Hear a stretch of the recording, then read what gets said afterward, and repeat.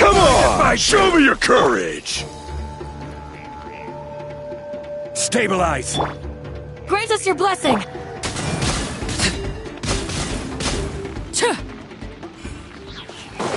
Don't mind if I do!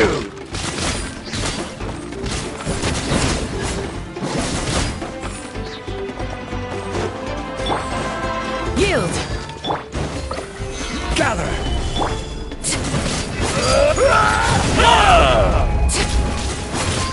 Everlasting as the moon! Yes, you are. What greater pleasure is there than the unexpected?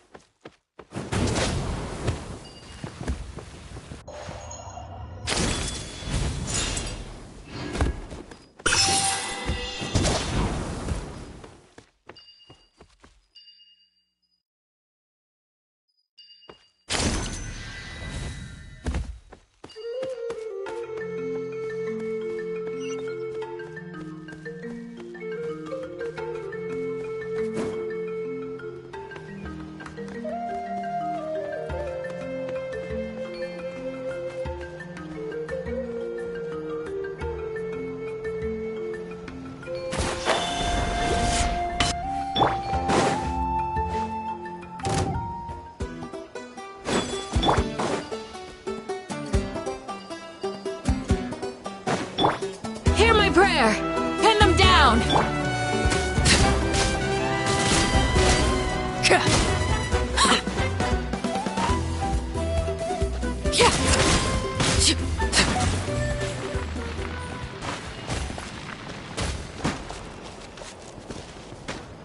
An impressive bounty.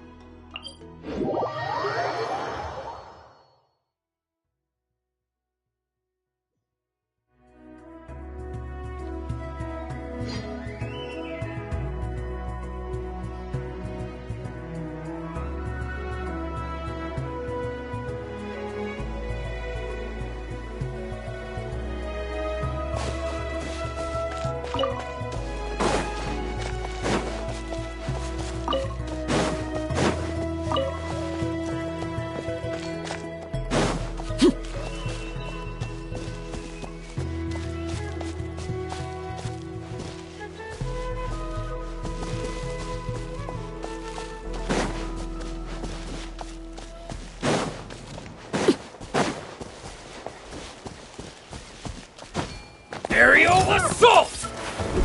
Transfixed! Do your worst! Solidify!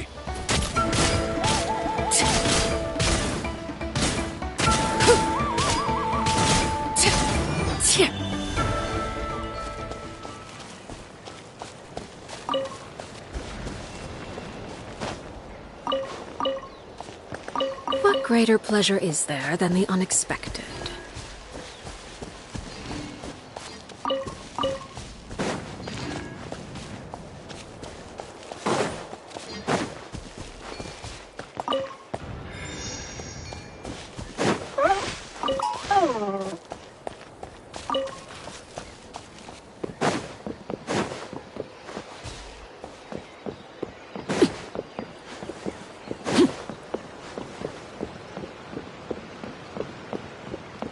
How about this? Let's hope Take a move. We shall prevail! Gather! Stick around! Right this way! Doors, oh! An impressive bounty.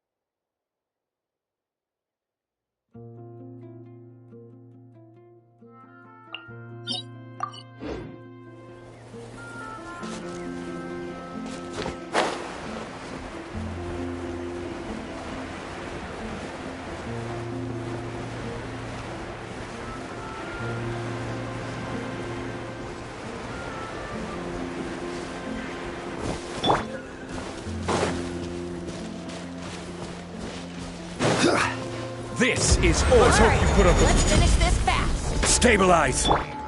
Yield! Good fight. Transfixed! Yeah.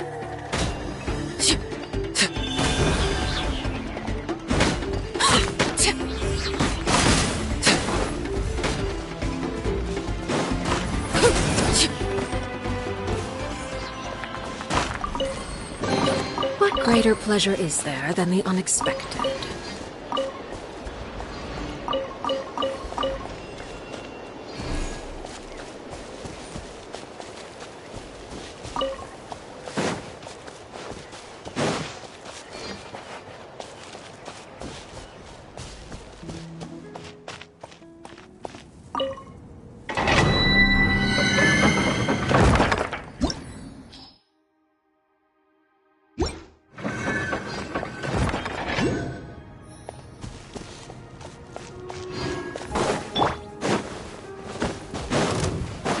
Watch this! Gather!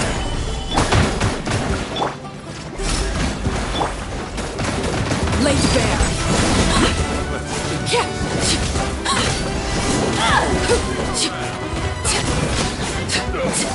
Forget it!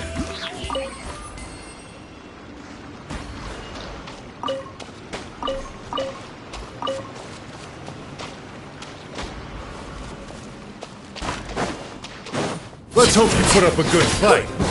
Let's finish this next time.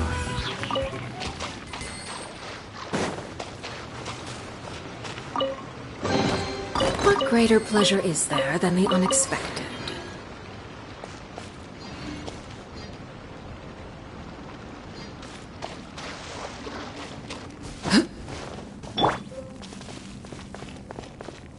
Let's go, Swirly!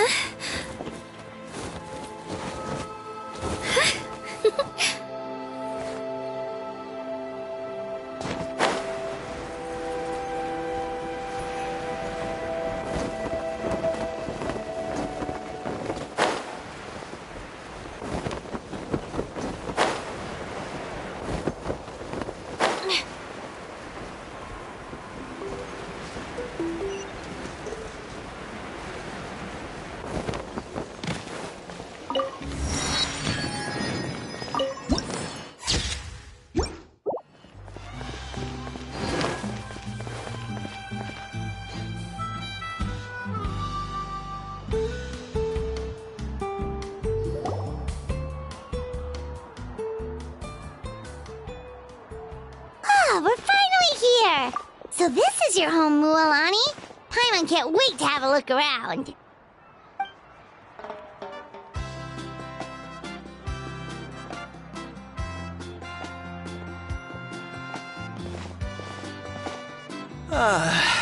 See?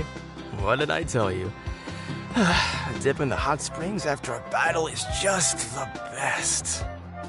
Fetch me a bottle of wine, would you, dear? Just one? Let's get another. It's still early in the day, isn't it?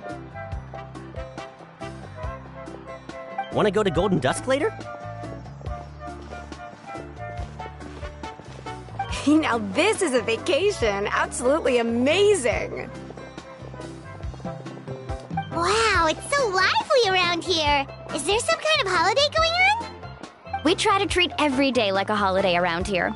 We believe every day is worth celebrating. Now, let me show you around. Where to start? Shochiqui Cattle Records, Kalamchi Plaza. Oh, there's so many options, but I recommend starting with the real highlight around here. The hot springs, of course. Natural hot springs have tons of health benefits. Go for a nice long soak and you're guaranteed a good night's sleep. Wait, you want us to bathe? Here? Oh, don't be shy. Come on, I'll take you to get changed. Mualani! Huh? Oh, Auntie Atea! Please, I've told you that just Atea is fine. Do I look that old to you? Were you taking these two to the hot springs? That's right. Oh, let me introduce you. This is the Traveler, and the small one next to him is Paimon. They only just arrived in Natlan, so I'm taking them around to experience our customs. Hi there!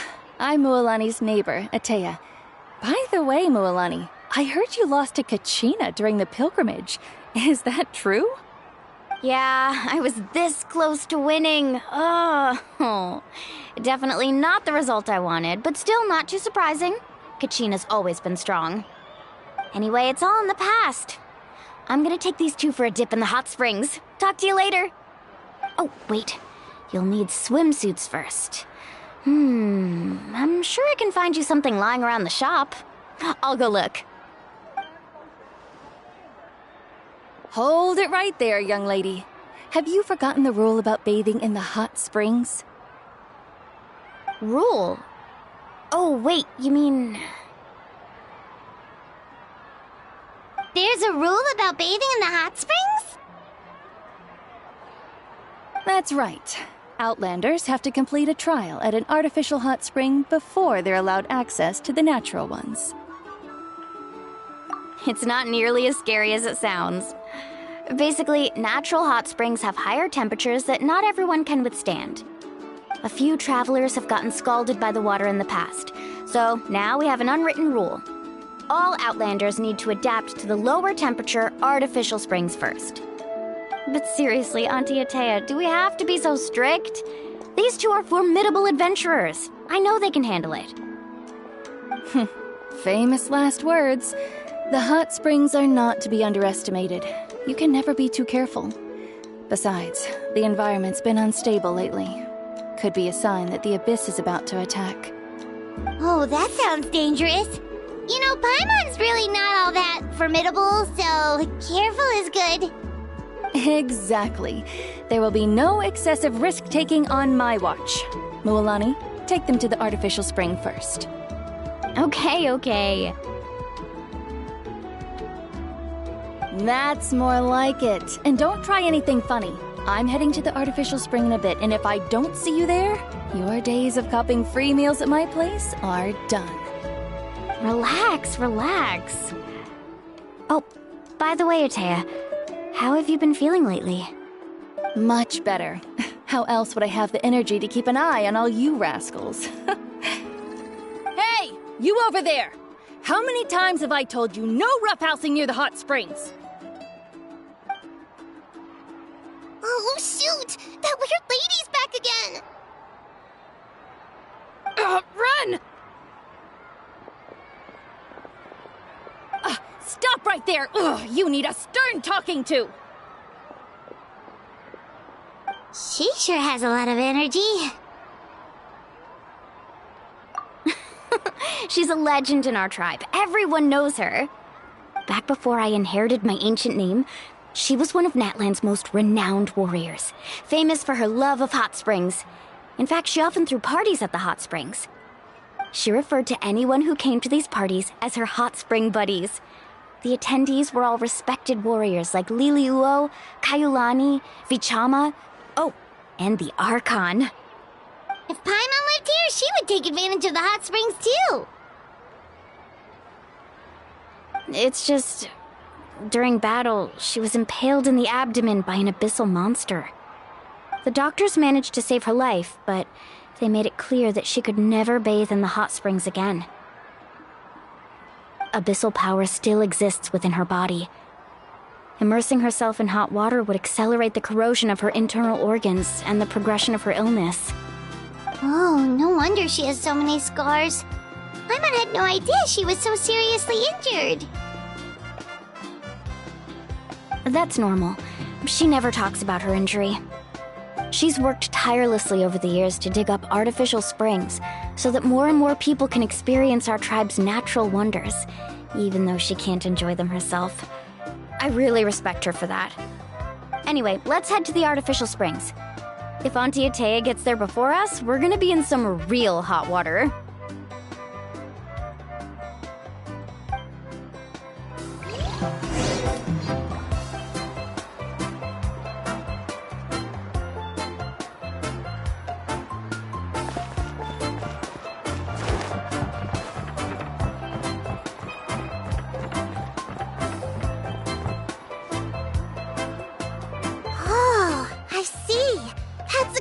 idea. I like it. See, I told you the chief would agree.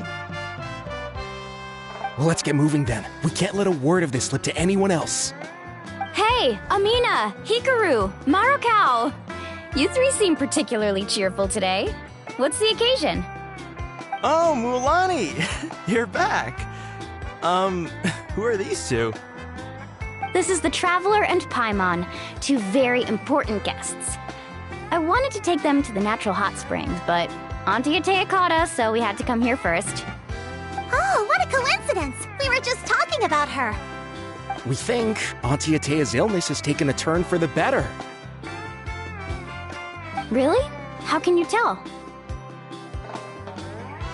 Okay, so while you've been busy with the pilgrimage, we noticed that she's been visiting the hot springs alone at night. Yeah, specifically the hot springs in the cave to the north of our settlement. I'm sure you know the one. Apparently, she used to go there a lot before they became abandoned for some reason.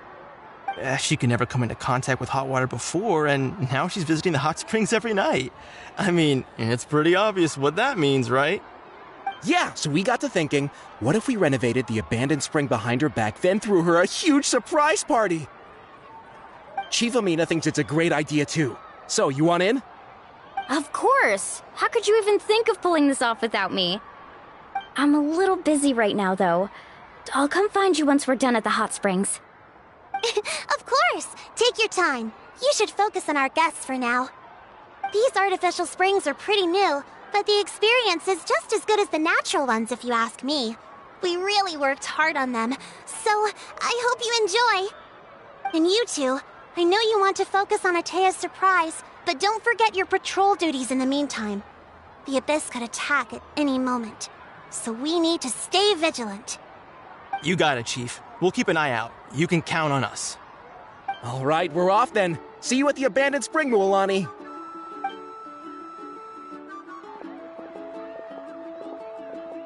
I'm also gonna head out. Have fun!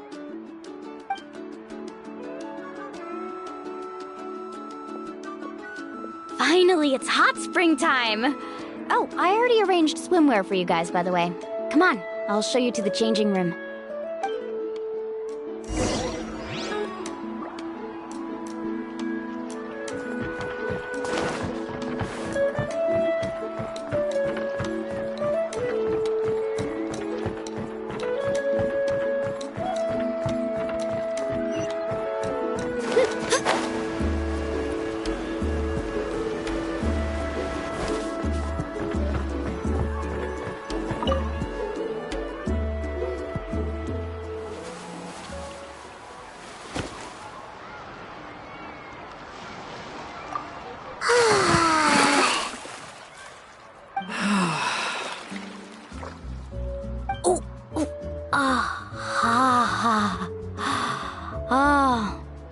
So, what do you think?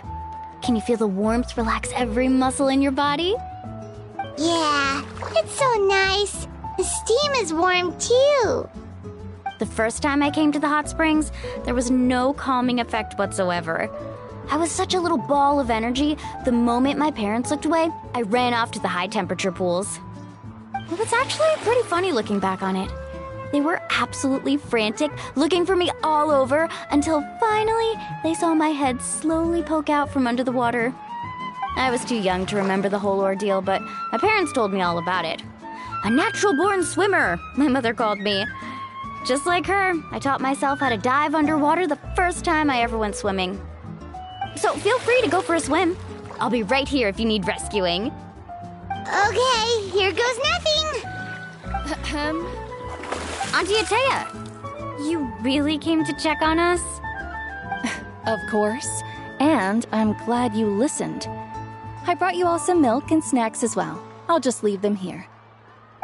The temperature in the artificial springs isn't too high, so I went with Saurus crackers and grain fruit chips.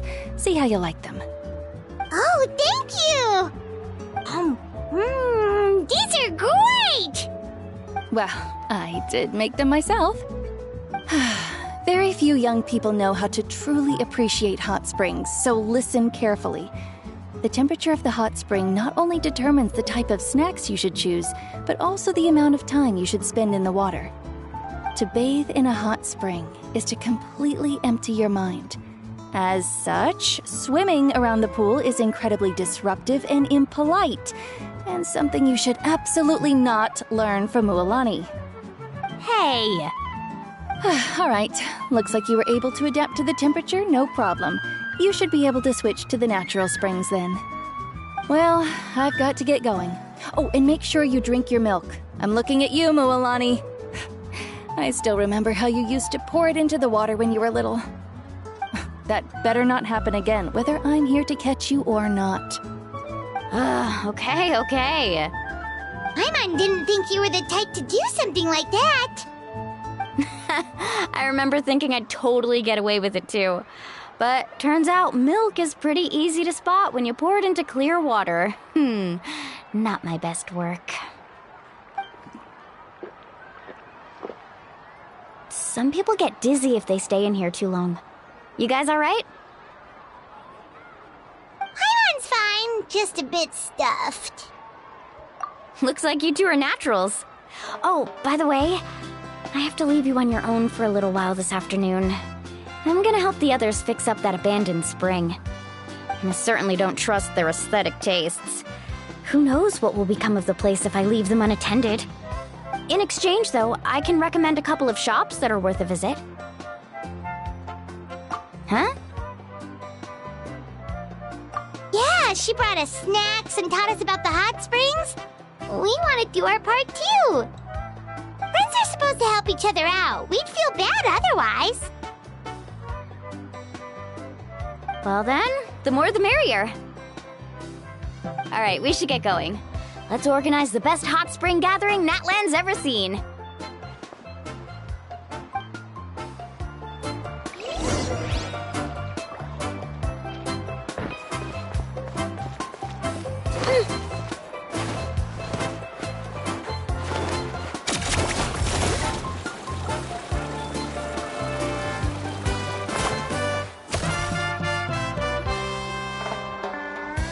Well, honey!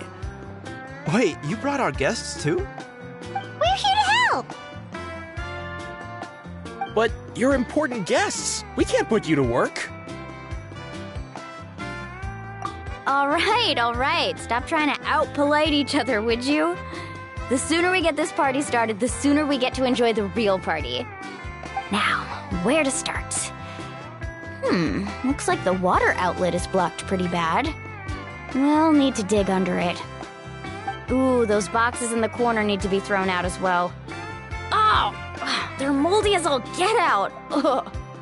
Also, someone needs to go out and get some cloth, wood, and decorations. Oh, and snacks too. I say we get enough for 20 or 30 people. Bulk purchases fetch the best prices after all. Oh, but don't just accept the first offer they give you.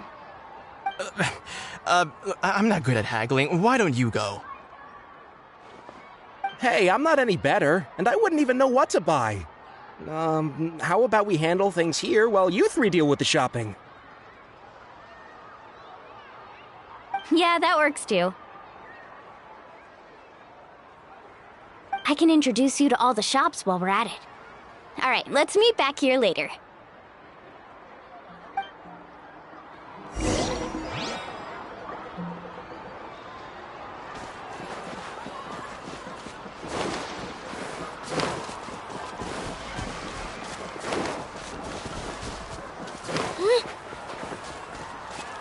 Let's go, Twirly!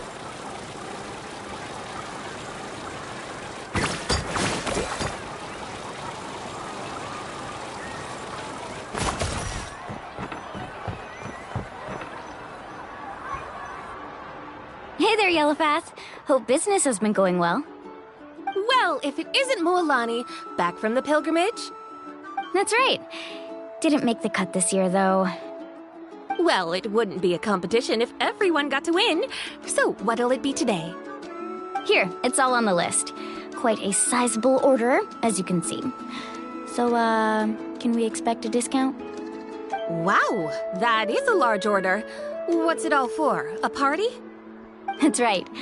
Keep this between us for now, but we're throwing a hot spring party for Auntie Atea. Wait, you're saying she can go in the hot springs again? That's great news! How about this? You can have the decorations on the house, and I'll give you 20% off the cloth and wood. Come on, I know you can sweeten the deal. That pile of wood's been sitting there since I left for the pilgrimage. At this rate, you need to get rid of it or it's gonna go moldy. All right. Such a handful. Just give me a moment while I pack all this up for you. Wow, that was amazing, Mualani! All in a day's work. By the way, Yellowfath, are these 2 stones for sale? Interested? They won't come cheap. I'm not planning to haggle this time, I promise. Package them separately, would you? Nope. Kachina likes shiny little trinkets, so whenever I come across something like that, I always buy it for her. I'll hold on to them for now. It'll be a nice little surprise for her when she returns victorious from battle. I'm sure she'll like it. All right, that should be everything. If you could just double check, make sure nothing's missing. Let me see.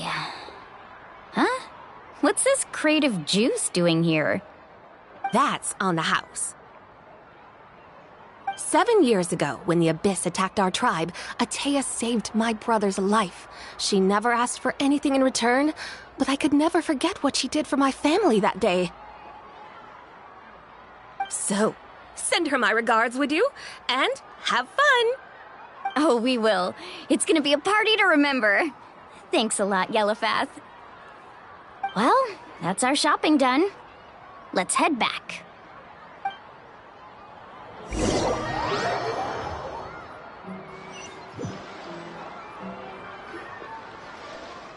We're back. How's everything going? Wow, this place cleaned up nice. You got the water unblocked too. Huh, good work. I would hope so. We spent all day clearing out debris from the bottom of the spring. Did you guys get everything? Oh, we brought back tons of stuff. We set it down near the cave entrance. All right then, roll up your sleeves, everyone, and let's get back to work. Actually, why don't you two take a break? I'll handle it from here. Traveler, mind lending me a hand? So, I was brainstorming on the way over, and I'm thinking we could draw something on the wall over here, and the snacks and drinks can go over there.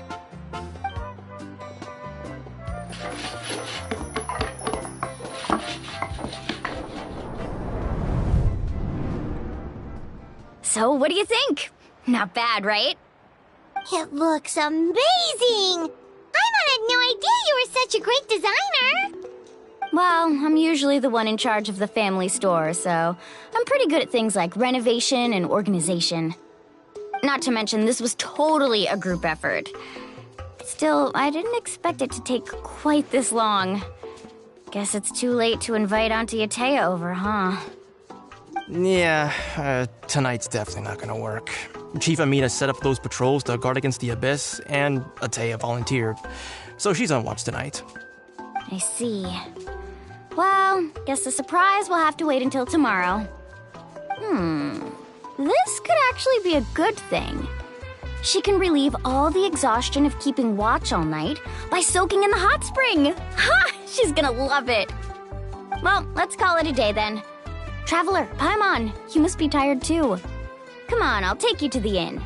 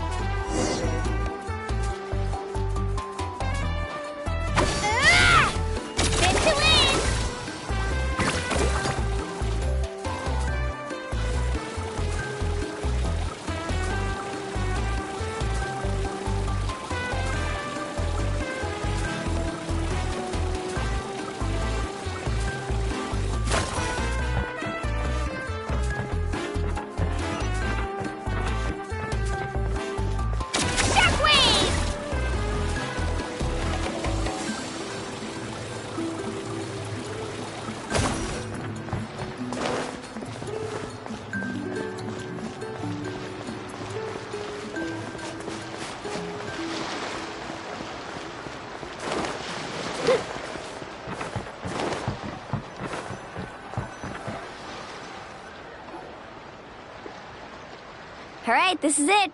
Get a good night's sleep, okay? I'll see you tomorrow. Yep, good night!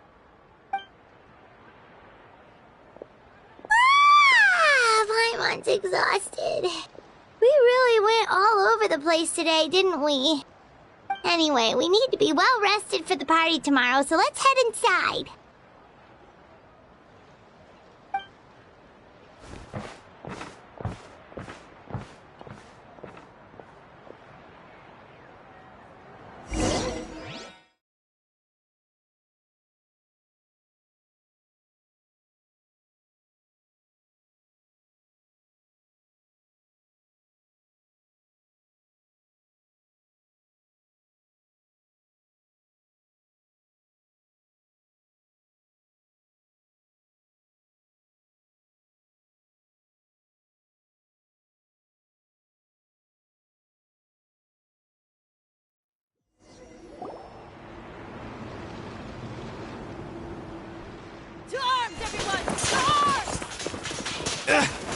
Why now?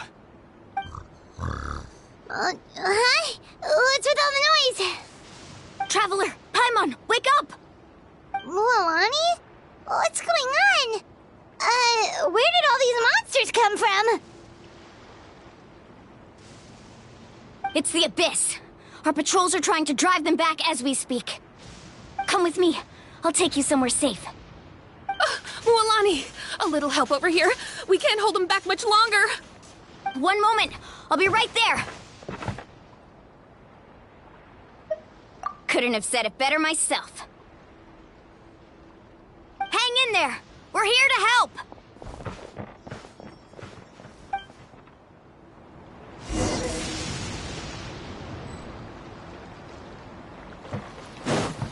Off we go. Faster. Woohoo! Amazing.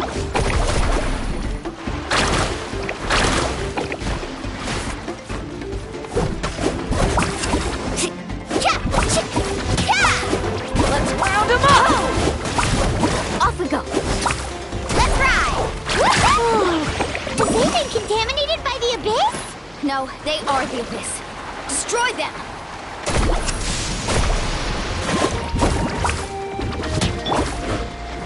Stabilize! All right, Order let's finish guide. this fast.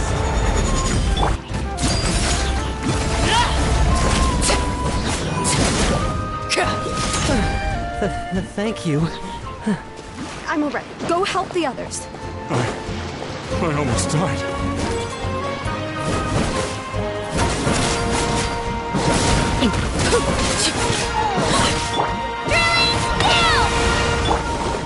Hear my prayer. Transfixed.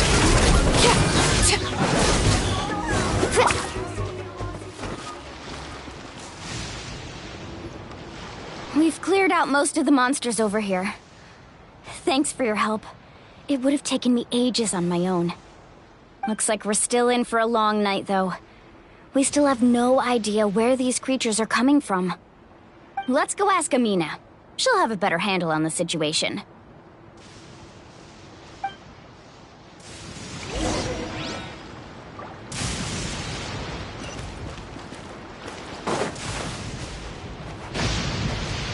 Carving waves!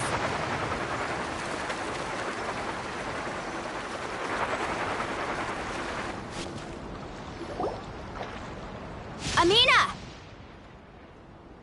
Oh, it's you three. Thank you for helping clear out those monsters. We were prepared for an attack, but we didn't have enough people to prevent them from breaking through our defenses. No casualties so far, though. Where'd they come from this time? The east side. We've pinpointed the position of an abyssal pylon, but we don't have enough manpower to take it down. An abyssal pylon? What's that? A kind of gate created by the Abyss. One that allows monsters from the Night Kingdom to enter the physical world. The only way to end the attack is to destroy the pylon as soon as possible. Otherwise, the endless hordes of monsters will exhaust our defenses. Exactly.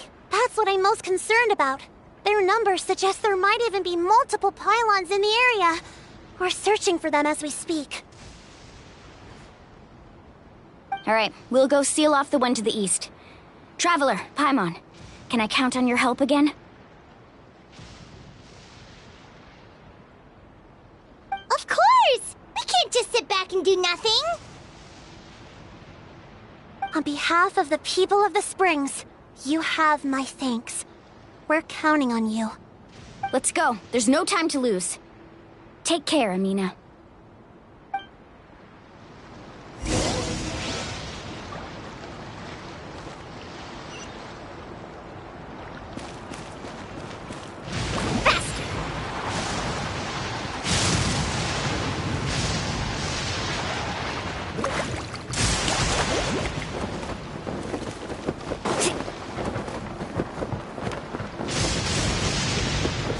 Off we go. Right here.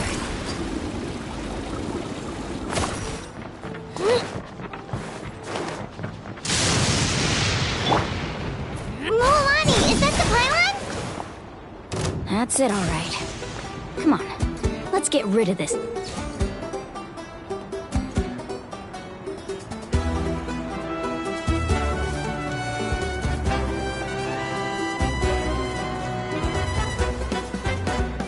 Thing.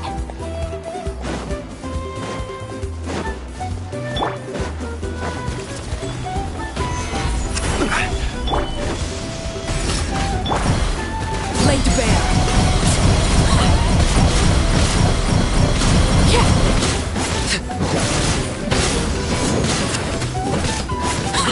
Witness my rise.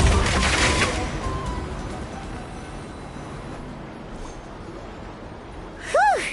That should do it, right? I don't see any more monsters, so looks like we're in the clear. Do these attacks happen a lot? Must be hard on your tribe. Yeah, it makes things hard sometimes, but that's how our ancestors have always lived. Besides, the Abyss doesn't care how difficult our lives are. Fighting back is the only option. Come on, we should head back. Huh? What are you looking at? Is there something over there? You're right. Mualani, look! They're coming from that direction! Wait, that area looks kind of familiar. What? How unlucky can we get? We just finished the renovations. We probably don't have any reinforcements over there, so it's up to us. Let's move. Huh? Seems like the monsters are decreasing in number. Come on, everyone, keep it up! Let's ride!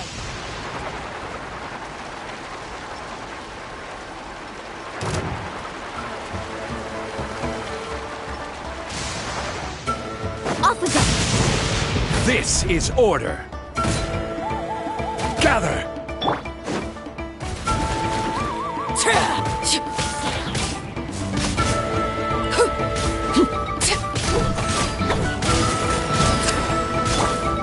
Flee! We shall prevail! Carving waves!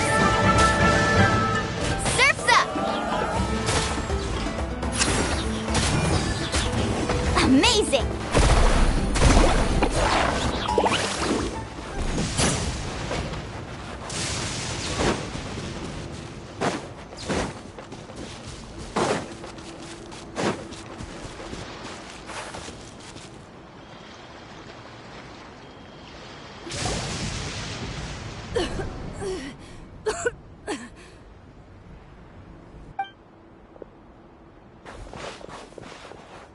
Ateya, what are you doing here? Where's the pylon? Where do you think? If I'm here, means that thing is long gone. I was in a hurry, so it's not my best work. You should check if all the important stuff is still here. Stop talking for now. That wound looks bad. The abyssal power is corroding your body. Is this the right area? Hello? Anyone there?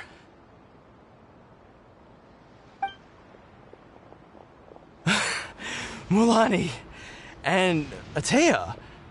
What's going on? We were told the second pylon was over here. Ateya took care of it, but she's injured. Quick, someone get a doctor! All right, stop fussing. Don't you think I know my own limits? The main thing is they didn't destroy anything. This is a beautiful hot spring, by the way. I can tell how much work you put into it. Wait, no!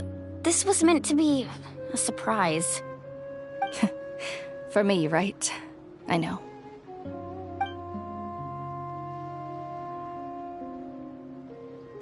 Ateya! You think I couldn't tell you were avoiding me on purpose? Not one of you stopped to say hello today. It couldn't be more obvious that you were hiding something. And you, Mualani, were you the one that brought the snacks? How many times have I told you, you have to choose them based on the temperature of the water? Oh, forget about that. The doctor's almost here, and you're gonna get all better. Then we can have a meal together, and I'll help you make whatever you want, okay? You just have to hold on.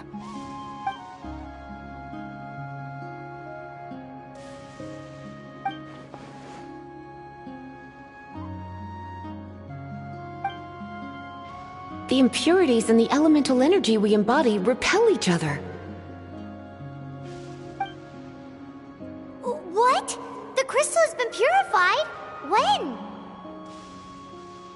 The anguish he feels has brought him to tears. I also came across a teardrop crystal. Can you purify it?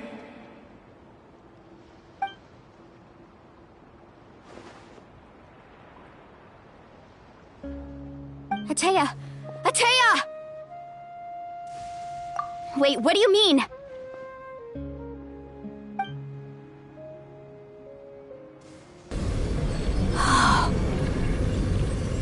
What is this?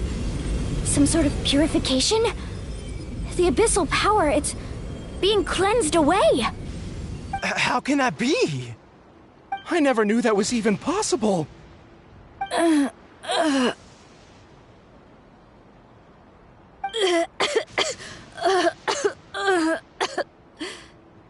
Atea! The mark of the abyss. It's gone. Yes, thanks to the Traveler. By the way, Traveler, are you alright? I just saw you purify abyssal power from Atea's body. That didn't injure you in any way, did it? You're sure? Good. Good. Thank goodness. You scared us all half to death just now.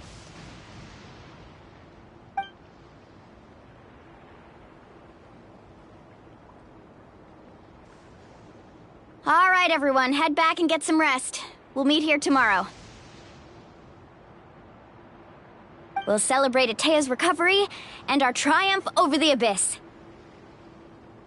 And most importantly, we'll show the Traveler and Paimon how grateful we are for their aid. Let's make it an occasion to remember. Dismissed!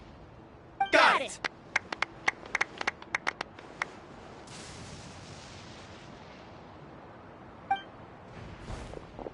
Got any other secret powers I should know about? But seriously, you really came through for us tonight, so thank you. Paimon almost forgot you had that ability. You used it back in Mondstadt to cleanse Dvalin's tears, didn't you? That was some quick thinking, Traveler. Huh? You look like something's bothering you. What's wrong?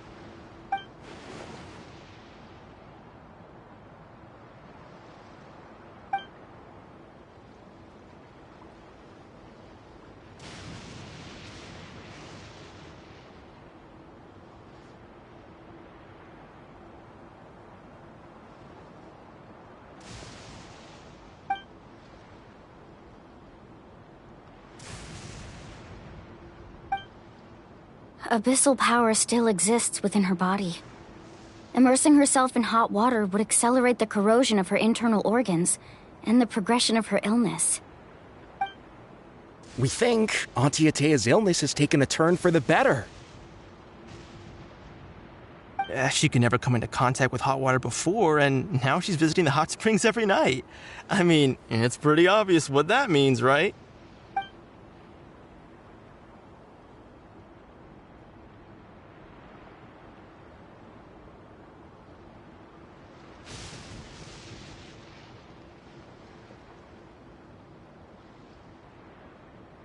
Hello? Traveler?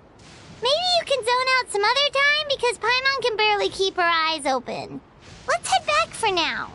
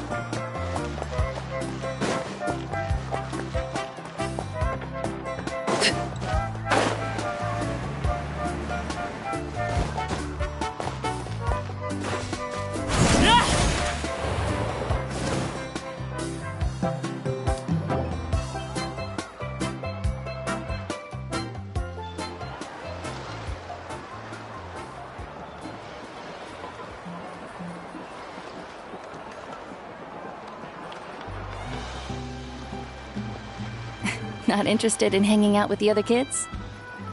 Snacks not to your taste? Hot spring temperature too high? None of the above, huh? I heard you were the one who cleansed the abyssal power yesterday. You sensed it, didn't you? I was hoping to keep it a secret for a few more days. Didn't want to ruin the celebrations and all. But looks like it was no use. Hey, kid! Who, me? Yes, you. Come on. Let's go for a walk. Hey, where are you going? Did something happen? Just going to get some air. It's too noisy in here. You have fun. We'll be right back. Oh, and there are extra snacks in that box over there if they need replenishing. Baked them all fresh this morning. All right! Sounds great!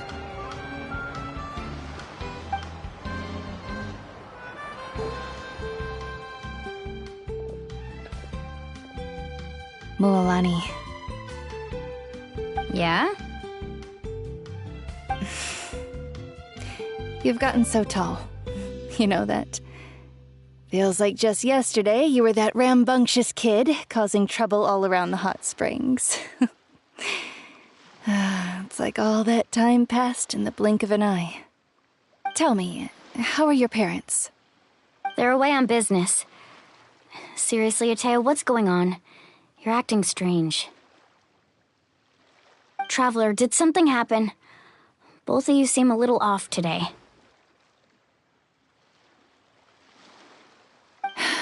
I guess I should explain. I wasn't visiting the hot springs because I was getting better.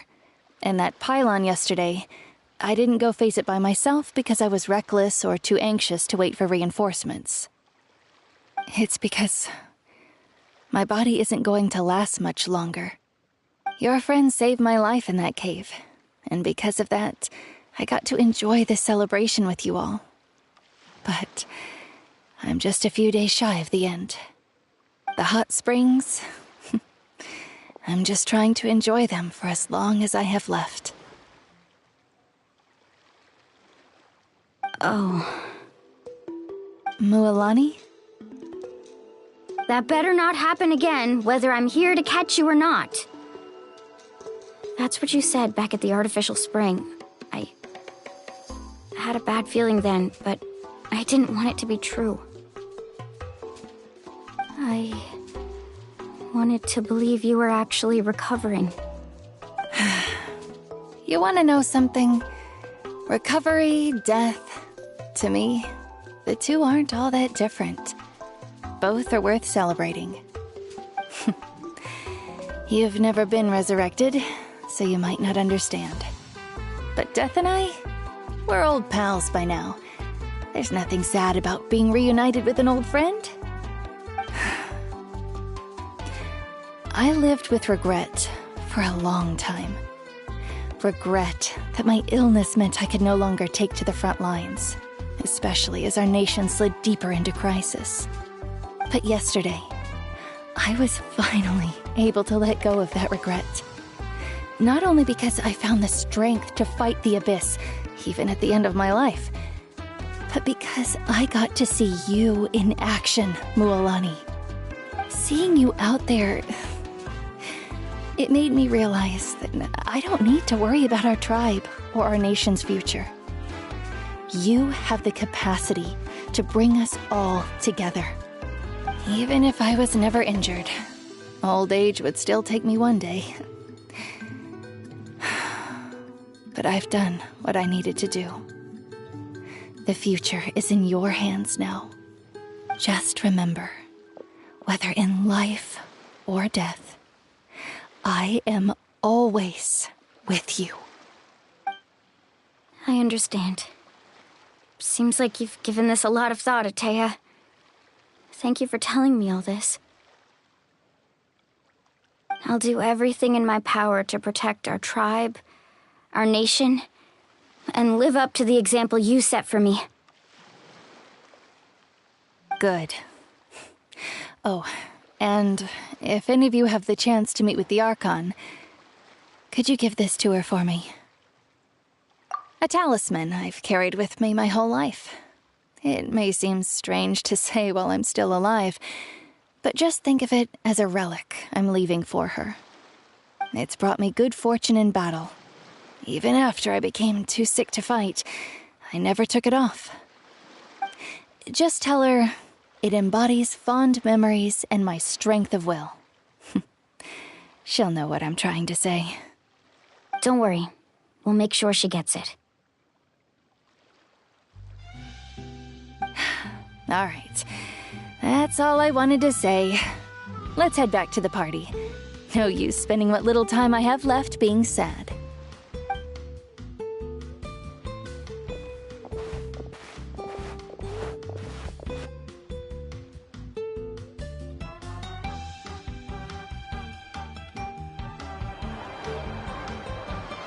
Traveler, Atea, Mualani! If you don't hurry up, there won't be any snacks left! Excuse me, what did I say about bathing in the hot springs on a full stomach? Hey, are you listening to me?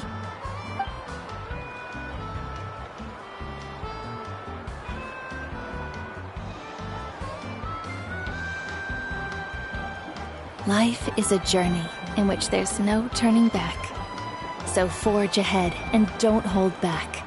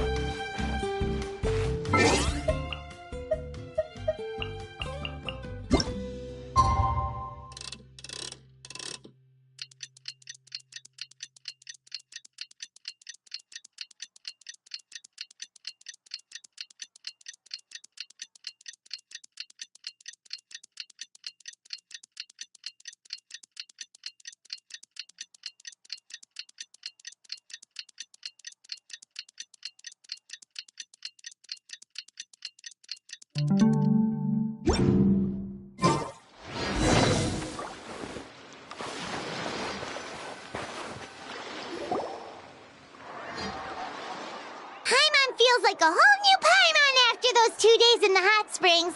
The Abyss kinda threw a wrench in our relaxation, though.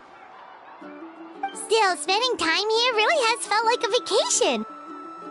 The Kaholosaurs are so nice and so fun to play with. Their bellies are super bouncy. Oh, and Atea's snacks were so delicious. She gave Paimon some for the road just this morning, actually. Yelling at some kids who got caught throwing stones in the hot springs, so not much has changed since we first met her. Hey, you guys. Sleep well last night? Yep, this area is so nice. Glad you like it. I was thinking of taking you guys out to do some sea fishing. Later tonight, we can eat whatever we catch. Fresh fish is absolutely delicious right off the grill. Hey, Mualani! Yeah? What do you need? The team sent out to fight in the Night Warden Wars has returned. And Kachina? Is she back as well? Kachina fell in battle. But don't worry, the team was victorious, so the Rite of Resurrection will be held in the stadium soon.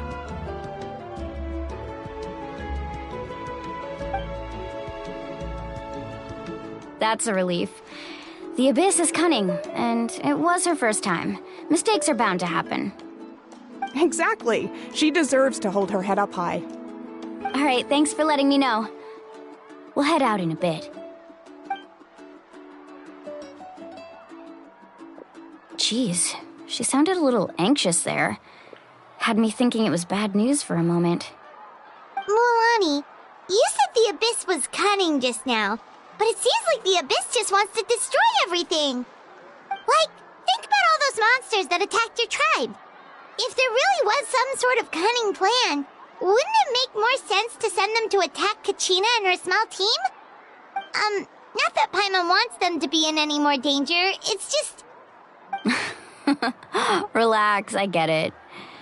The Abyss is difficult to understand, that's for sure. At a glance, it certainly seems like the only goal is total destruction. The Abyss isn't a living entity after all, so what capacity for logic or planning could it possibly possess? But through our long history of fighting the Abyss, we've realized things aren't quite so simple. 500 years ago, the Abyss invaded Teyvat. You know about that, right? That's right. Khaenri'ah suffered greatly during that time. But so did every other nation in Teyvat. And Natlan was the worst affected of all. It took the combined efforts of the then Pyro Archon and heroes from every tribe to finally repel the Abyss. Even so, the effects of the invasion lingered for hundreds of years, only able to be reversed little by little. Our tribe's waters were contaminated. The Children of Echo's territory was overrun by dangerous sludge surging from underground. Unrelenting black winds tore across the lands of the Flower Feather clan. It was like each disaster was designed for a specific tribe. Exactly. We once thought that the Abyss's desire for destruction was a sort of primal instinct, but its methods are, in truth, marked by intelligence. We now believe the Abyss has invaded the Night Kingdom, and has the capacity to read the memories of this land at any given moment. And that's how it became so dangerous and cunning. Almost like it knows you inside and out. Yes, and that's why we've been unable to fully eradicate it, even after all this time. Luckily, the problems left behind by the Abyss have been successfully addressed by the various Pyro Archons we've had over the years. Now every tribe is prospering and things are looking up. I mean, just look at what we managed to do a few days ago. We totally fought them off.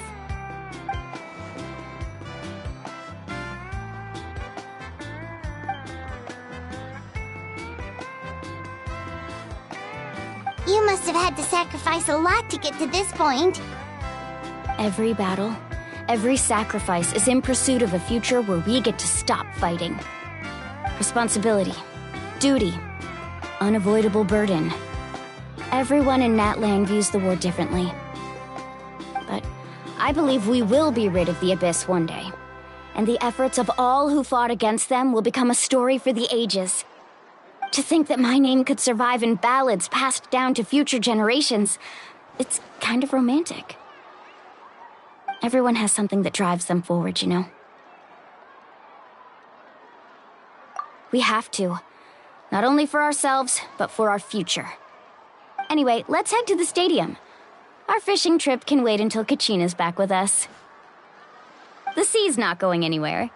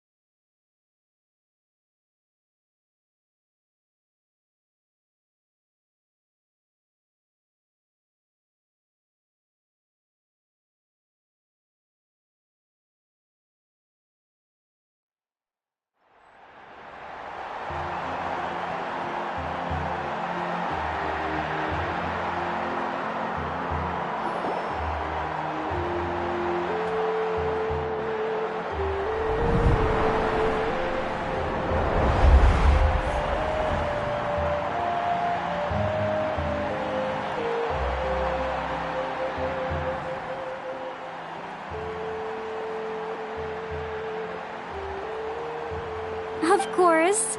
No one's gonna miss out on the chance to welcome our heroes back from battle. It's their moment of glory. Kachina's gonna be so flustered. She's never had this many eyes on her before.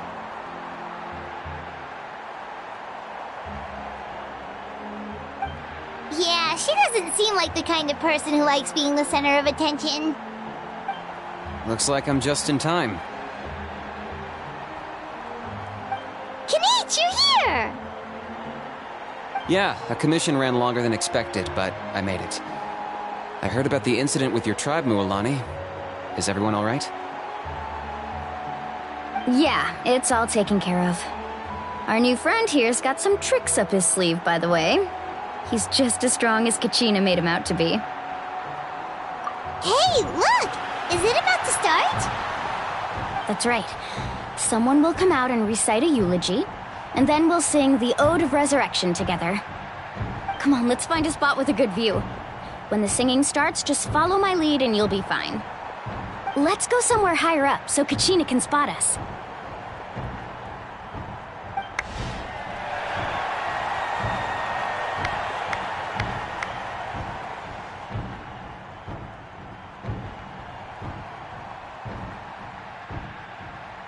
Warriors of Natlan, heed the call of life. We are the inheritors of memory and legend. Those who grew alongside sun and wind. Those who forged our own destiny and future. That is Natlan's fire, the lifeblood of our nation.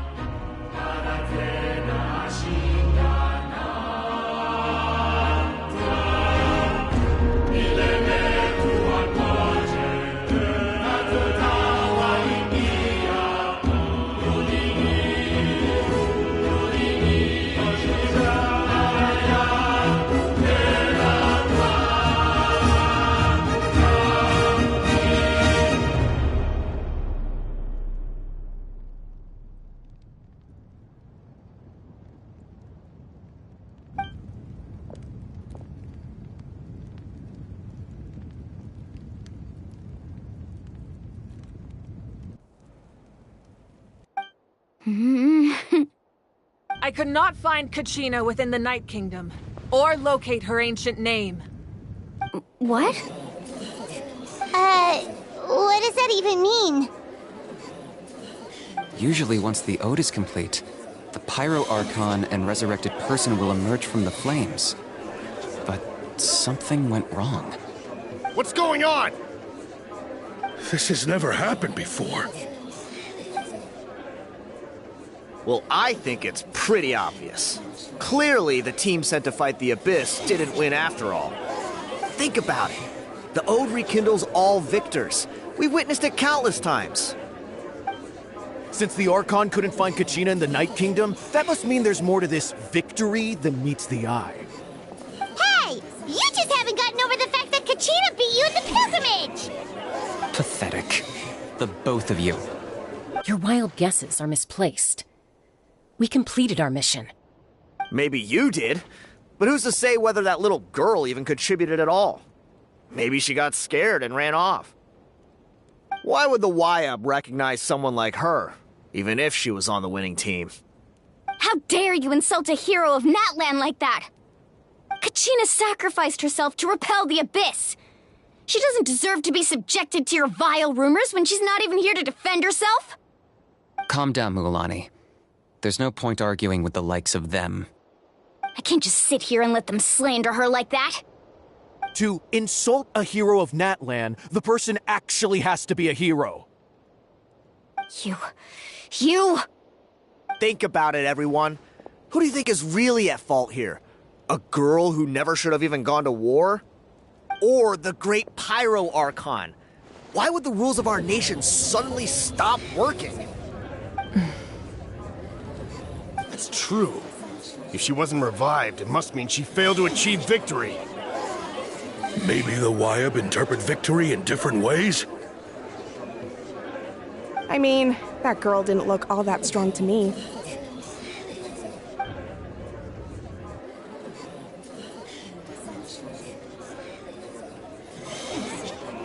Kachina wouldn't have run! That's not like her at all!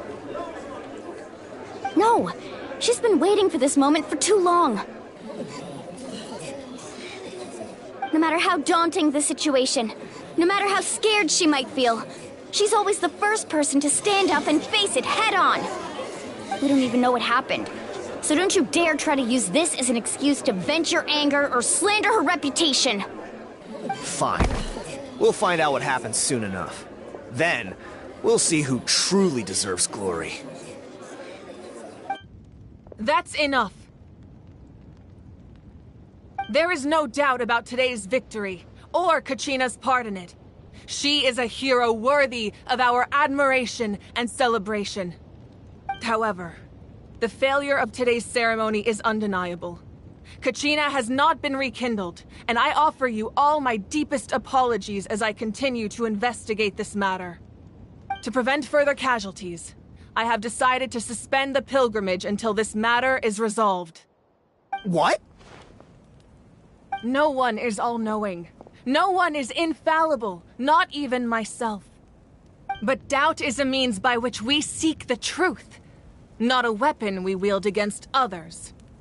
I didn't mean it that way, Archon. I just...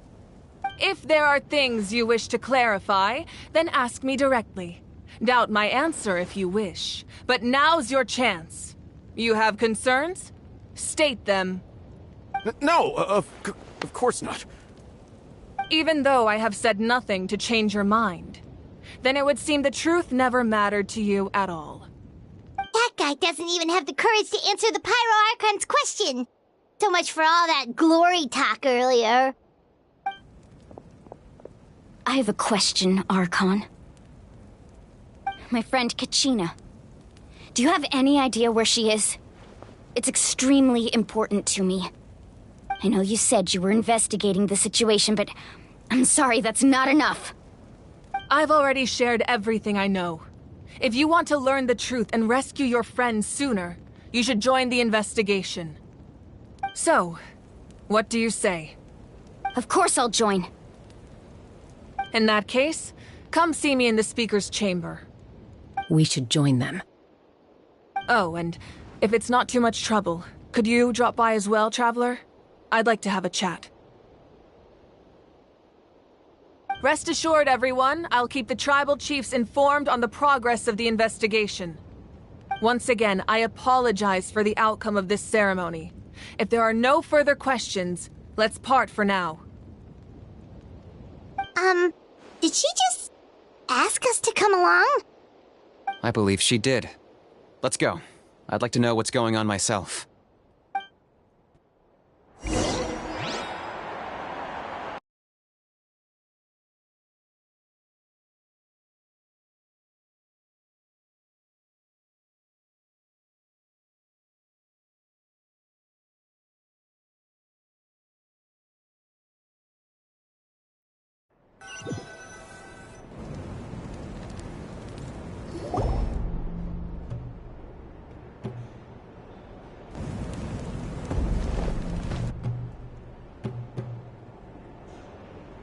The situation is urgent, so I'll get straight to the point. Kachina is undoubtedly a hero of Natlan, and I'm deeply sorry this happened to her. There's been unrest in the Night Kingdom, but I don't know what's causing it. As a result, I've been unable to track down her location. Until we find and address the cause of the unrest, the Ode of Resurrection will continue to be ineffective. And that means Kachina won't be able to come back? That's correct. Not until the problem with the Night Kingdom is resolved. How long will that take? It's hard to say. Kachina always dreamed of fighting the Abyss, of doing her part to defend Natlan. She wasn't afraid of death because she knew, if it came down to it, the Pyro Archon would be there to bring her back to life. Whenever we sat down together, exhausted from training, she would always hum the Ode of Resurrection. She was supposed to come back to us. We were supposed to hug her and celebrate with her and share her joy. We supported her every step of the way, but what are we supposed to do now? Sit peacefully and wait for her return? Lose ourselves in grief over her death? Tell me, are we her friends? Or her murderers? That's not fair, Mualani. It's all right. I understand your rage and your grief. Kachina's life means a great deal to me, Mualani. Believe me, I want to bring her back as soon as possible. I would give you that peace of mind if I could. But please, hear what I have to say so I can at least give you a broader picture of the issue we are now facing. Considering the recent attack on your tribe, I believe the Abyss has found a new means of undermining the rules of our nation. You mean... The Sacred Flame. The foundation of our resistance against the Abyss. If we continue to hold the pilgrimage and send teams to fight the Abyss, there will likely be more casualties. But if we stop altogether, the Sacred Flame will only grow weaker. The Abyss will scale up their attacks, and the tragedy we saw with the people of the Springs will only be the first of many. If we compare the two choices, the former seems to be the lesser of two evils. Sorry, I know that may sound harsh, but I bear the name Malipo. Weighing the costs is my duty. The raw truth can be cruel. But we need to understand it if we want to approach this rationally. But what would you say, Mualani? This is personal for you. And unlike Kanich, I dare say it's not a simple case of weighing up which course of action is less painful, is it? No. I can't choose between them, and I don't want to. Saying that one is preferable over the other is disrespectful to the people who suffered. You're saying it doesn't matter whether I suspend the pilgrimage. The consequences will be equally painful. Yes. What happened to Kachina breaks my heart. But I couldn't bring myself to sacrifice other people for her sake. And that is the crux of the problem. It's not simply a matter of choosing the lesser of two evils. Either way, there will be people who suffer. And the end result will be the same. Belief in the pilgrimage will waver. Once doubt has crept in, the people will no longer unite in battle against the Abyss. And that is exactly what the Abyss wants. Their ultimate goal isn't to break the rules that make the Ode of Resurrection work. It's to destroy the people's faith in them. To prevent what happened to Kachina from happening to anyone else, we need to suspend the pilgrimage. So that is my current plan. And in the meantime, I've made efforts to strengthen each tribe's defenses. Then, we have to find another way of strengthening the sacred flame to keep the Abyss at bay. This won't be easy. I'll need time to figure out the best approach. I understand your anger, Mualani, but I hope that provided some clarity at least. Wow. Paimon thought things were gonna get heated for a second, but the Pyro Archon took the time to explain everything so patiently. I owe you an apology, Archon. I let myself get carried away earlier, and I'm sorry. You're right. We need to focus on finding solutions. We could always hold the pilgrimage without sending a team to fight in the Night Warden Wars. That way, we would still be able to fuel the sacred flame. I've considered that, but the two events have nearly always been linked. Without the chance to fight the Abyss, pilgrimage rankings lose their prestige, and competitor numbers will drop. With fewer participants, the amount of contending fire produced will decrease, and the vicious cycle will continue indefinitely. So, essentially, the Abyss has taken Kachina hostage.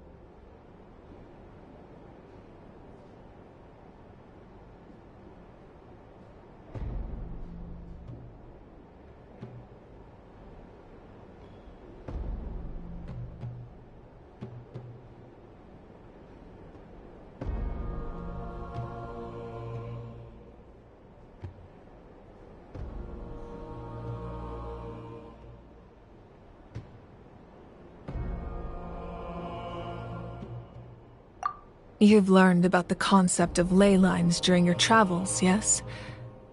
The Night Kingdom is something similar. Staying there for a short period of time shouldn't have an effect on the person. But with the Abyss in the picture, it's a different story. Your sense of self will be devoured until eventually you become one with the Sea of Souls. Imagine pouring a cup of water into a rushing river. You can try to scoop up another cup, but there's no chance it will be the same water you had before. I won't sugarcoat it. That is the danger Kachina is currently facing. Just like you said, Archon. Both of these problems need to be addressed. You can focus all your efforts on dealing with the Sacred Flame. I will go search for Kachina. The Abyss poses the same threat to you as it does to her. It is very possible you will not return. Knowing that, do you still choose to go? Kachina's waiting for us to rescue her. That's all that matters. I failed to protect her during our campaign, but I can make it up to her now. I choose to go as well. Traveler? What do you think? Understood. Then I'll support you in any way I can. The Masters of the Nightwind have a technique that can extract an ancient name from the ley lines. If we can find Kachina's ancient name, I can use the link between them to pinpoint her position within the Night Kingdom. Then comes the hard part. You need to visit the Night Kingdom in person and rescue her. But isn't the Night Kingdom a land of souls? Can we even go there? Under normal circumstances, only the consciousness can enter. but there is a way to go there in person. However, know that the Night Kingdom will attempt to repel you, and the Abyss certainly won't leave you be. That's fine by me. Same here. Fighting the Abyss is nothing new for me. So, Paimon's the only one who's scared? Well, if you're going, Traveler, Paimon's going too. Citlali of the Masters of the Nightwind once created an artifact that can be used to communicate with the Wyab. We call it the Spirit Speaker Stone. It was originally used as a ceremonial artifact wielded by the tribal chiefs, but that spiritual quality also means it can be used to search for an ancient name. That was the artifact I delivered to the Scions of the Canopy a few days ago. Didn't think I'd be hearing about it again so soon. Thank you so much for your help, everyone. Your thanks are unnecessary. I will offer you whatever aid I can, but your fellowship and courage are what will truly decide the success of this operation. Besides, you're the ones helping me. I can only focus on one thing at a time, after all. Traveler, I certainly didn't expect our first conversation to be so serious. I've heard all about your accomplishments. Ever since you arrived, I've been hoping to meet you and offer you Natlan's highest level of hospitality. Why? Why? Is that not what happened in the other nations you visited? Yeah, things were pretty complicated at the start. And, in the middle. But our reputation's solid nowadays. That's more like it. After all, I've heard you're someone who transcends fate. Perhaps even more than you can imagine. But we can talk about that some other time. Ideally, this would be the perfect night for a drink and some musical ambiance. But there are important things to be done. Oh, I almost forgot. Atea was wounded in the fight against the Abyss.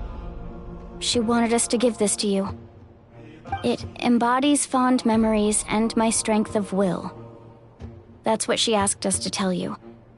She said you'd know what that means. I didn't think this day would come so soon. The flames of her life force. I can feel them flowing within the talisman. If things were different, the two of us could have enjoyed the hot springs together while she gave this to me in person. We're supposed to be hot spring buddies after all. But don't worry. This talisman means a great deal to me. I'll take good care of it, and once this is all over, I'll pay Atea a visit.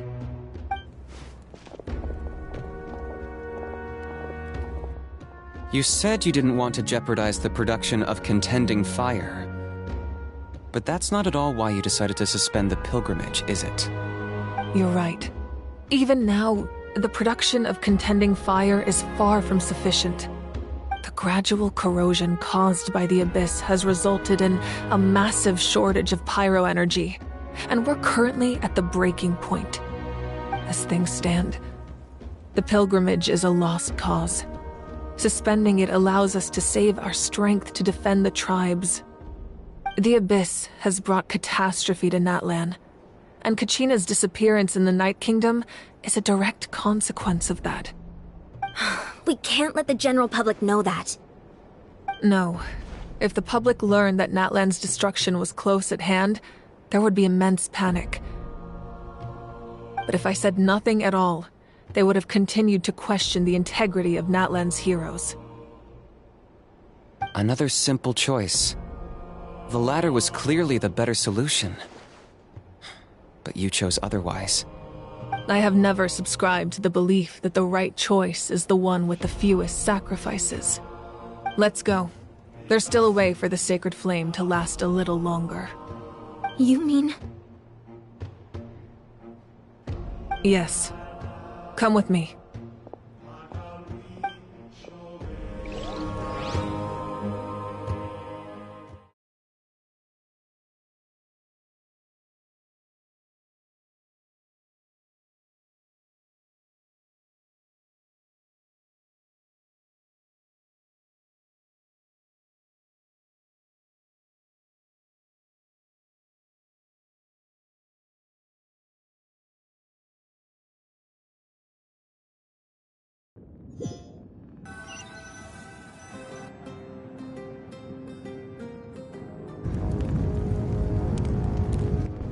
The sacred flame must never go out.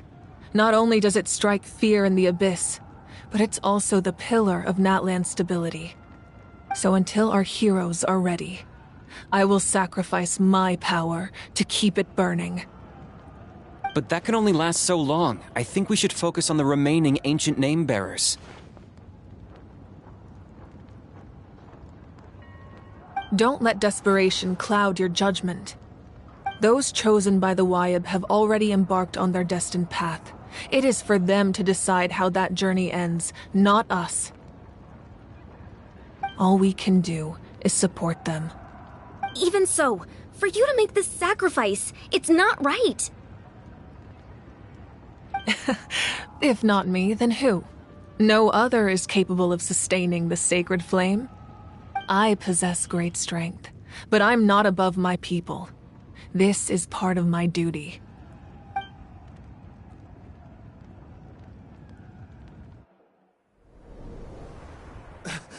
Archon, it's the Fatui!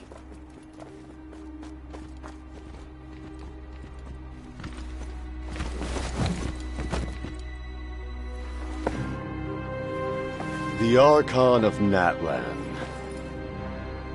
A force to be reckoned with. The secret of the ley lines is no secret to me. Long have they been destined for ruin. And since the oath made 5 centuries ago remains unfulfilled, what use is the Gnosis in your hands? I don't know what you mean. But it sounds like this is about more than the Tsaritsa. In times of crisis, someone must pick up the mantle of salvation. Your plan has reached an impasse, and now it falls to me to create new rules for Natlan. But before the dawn of a new age, the old must be destroyed.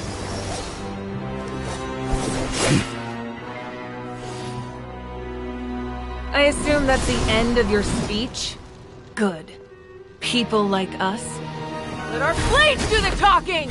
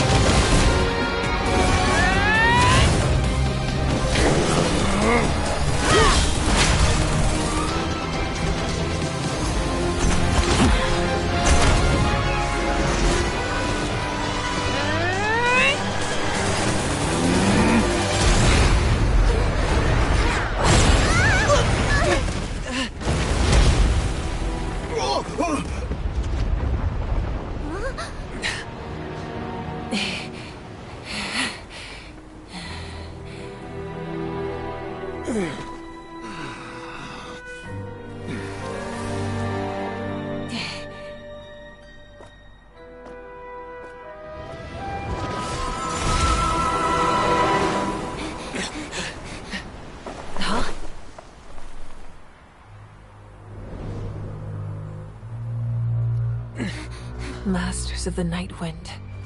Send word. The captain and his followers must be apprehended.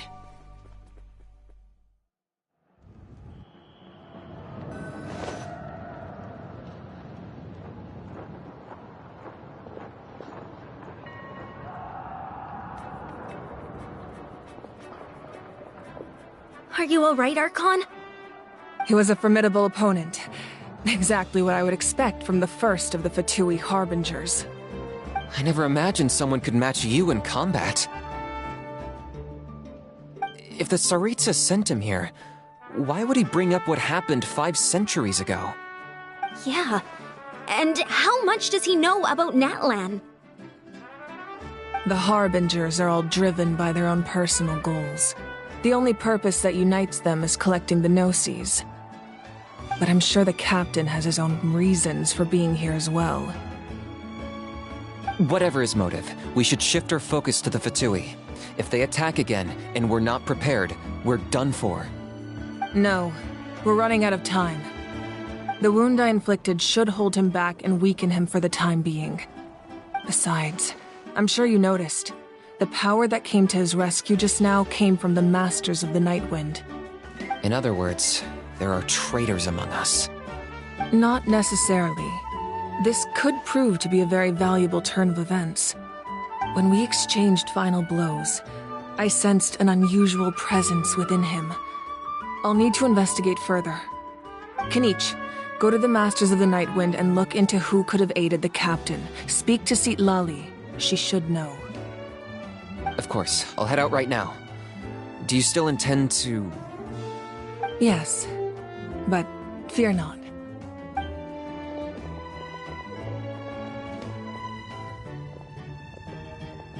Natlan's strength has never rested solely in its Archon.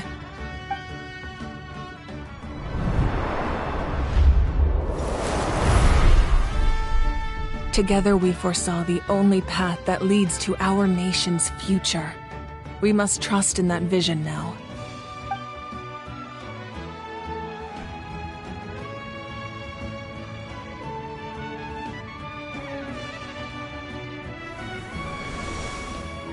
Is everything okay, Archon?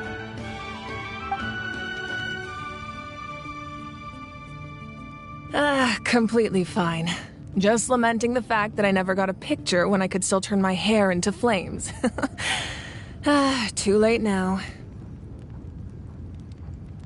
I just hope the others have a safe journey.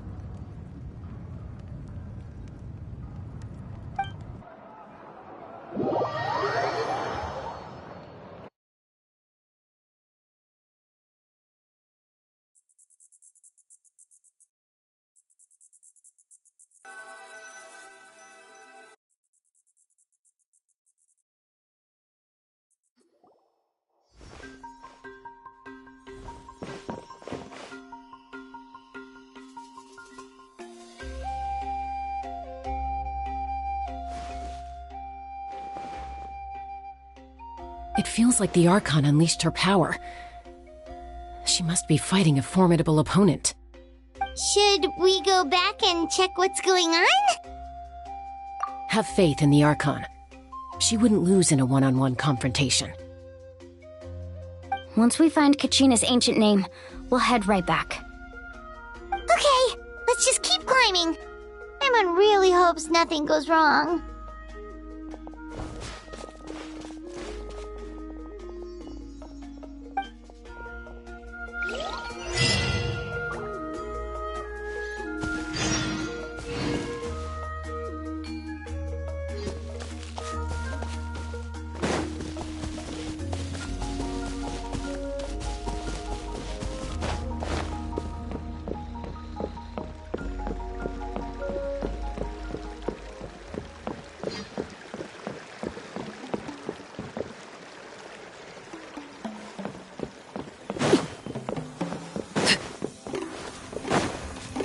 What can you tell us about the Scions of the Canopy? The tribe's people are very adventurous. Oh, kinda like us then! I'm not so sure. You don't strike me as the type to enjoy danger. The Scions of the Canopy are a bunch of thrill-seekers. They love extreme sports like rock climbing, rappelling, volcano parkour, or even bungee jumping without a rope while a Yunkasaur stands at the edge and uses its tongue to catch them. Sound like something you'd be interested in? Okay, that does sound different from our usual adventures. Hi, Master. not doing any of that. She can just cheer you on from the sidelines.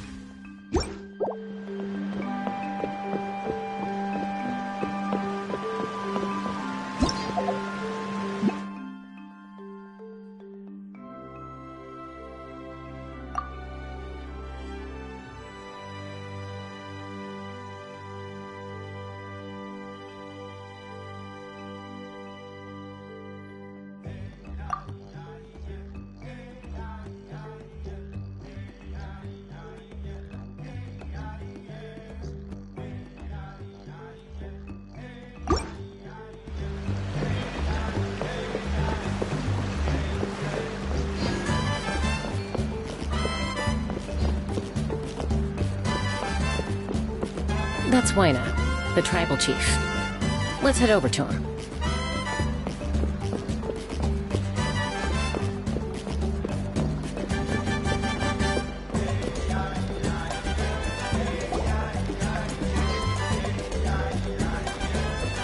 Chaska. Nice to see you again, Wyna. I'm afraid we don't have time for pleasantries, so I'll get right to it. We're here for the Spirit Speaker Stone. Whoa, hold on a second. At least tell me why you need it first. My friend Kachina is trapped within the Night Kingdom. We need the stone to find her ancient name and rescue her. Rescue her? From the Night Kingdom? That's right. I'm sorry, but someone needs to tell you what you don't want to hear. Going there, a mature warrior would never make such a foolish decision.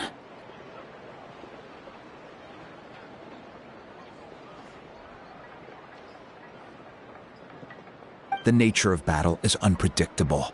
You never know how it's going to end.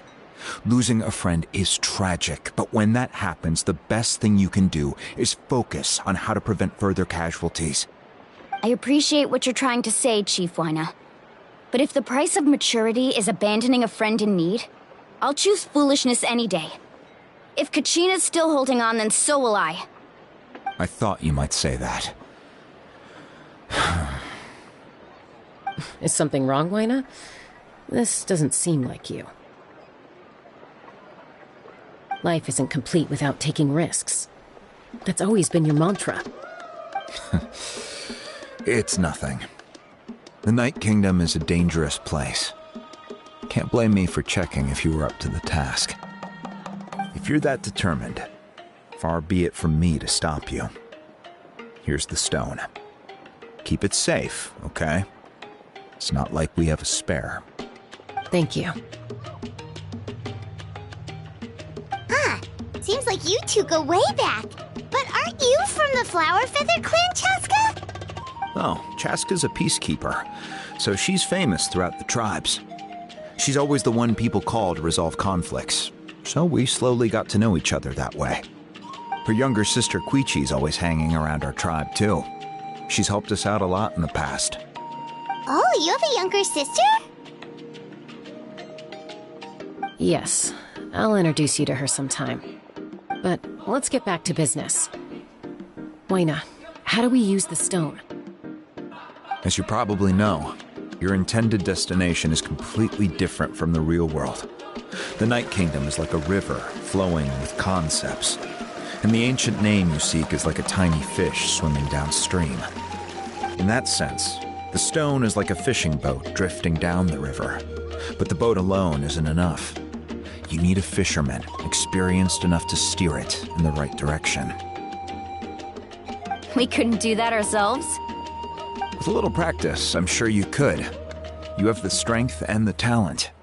If you want to make sure this works, though, I could recommend someone to you. Who? Vichama, a legendary warrior and scout from our tribe. He's got a keen eye and a well-honed intuition. Even his ancient name means to seek. If you're fishing for a name, you're gonna want him on the boat. Vichama? Why does that name sound familiar? He's one of Auntie Atea's hot spring buddies. I've heard stories about him. Where can we find him? Ever since Malco passed, he spends most of his time gazing out at the scenery from the cliff tops. Follow the path that way, and I'm sure you'll find him. Thank you. We'll go look for him there. Good luck. I hope everything goes well.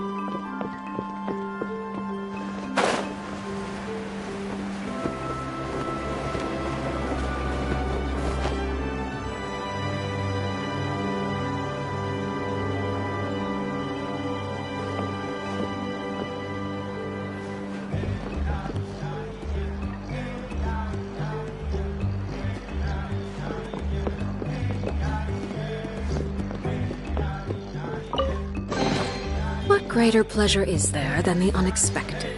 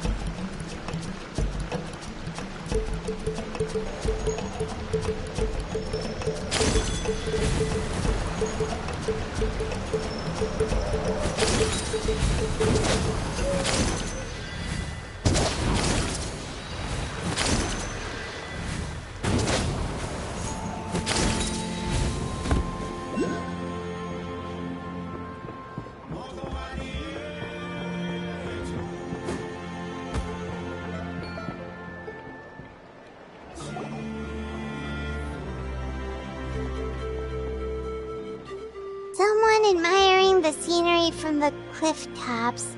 Ah! There must be you Vichama? That's me. Did you need something?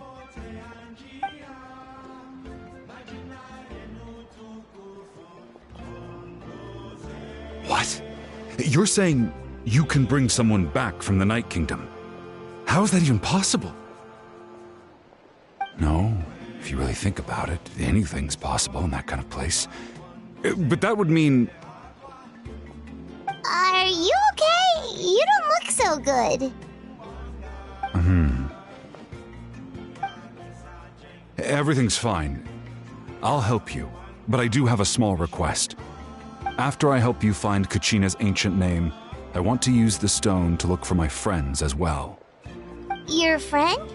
Oh, why not mention someone named Malco? Is that who you're talking about? Yes, but I'd rather not get into it if it's all the same to you. That's not a problem. We agree to your request. Yeah. Since you're helping us find Kachina's ancient name, it's only right that we return the favor. Then we're agreed. Can I have a look at the stone?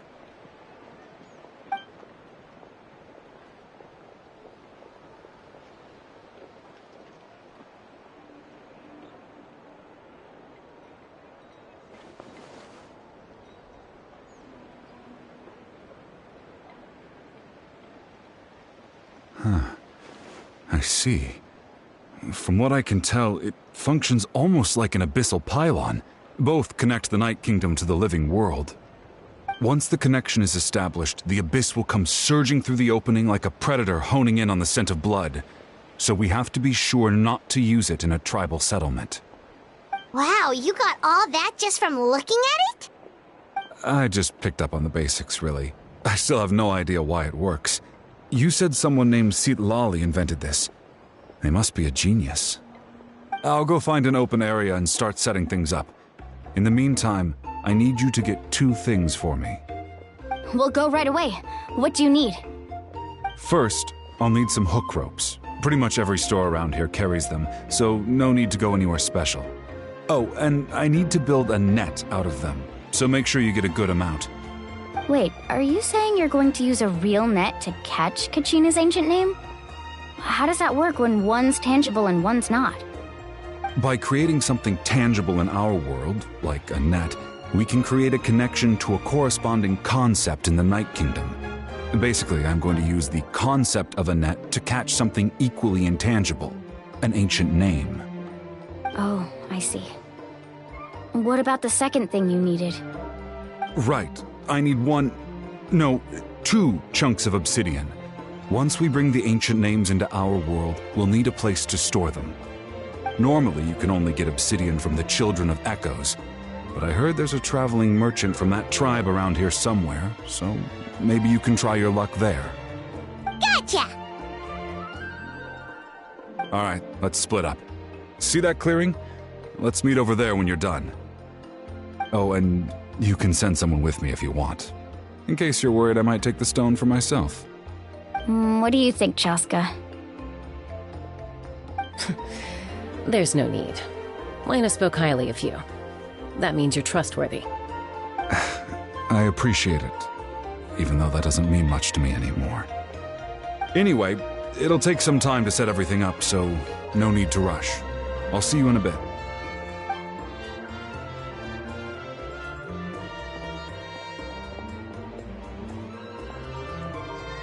What an odd guy. He seems so defeated, but also really invested in the stone at the same time. I don't have any more insight than you, Paimon. Let's just focus on the preparations for now. Hang on, Kachina. We're coming for you.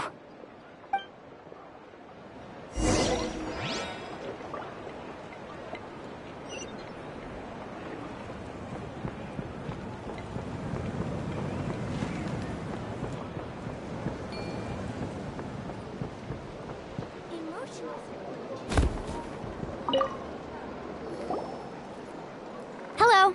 Do you have any hook ropes for sale? Hook ropes? As in rock climbing equipment? Yes.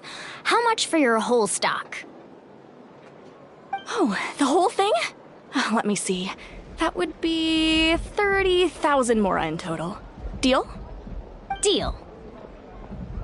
Wait, really? What, you want me to drive down the price? We just need these as fast as possible. Thanks. Oh, no problem at all. I'll even pass along some information on the house.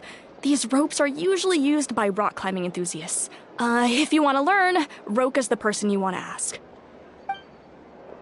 All right, that's everything. Here you go. Now we need the obsidian. Let's go talk to the traveling merchant Vichama mentioned.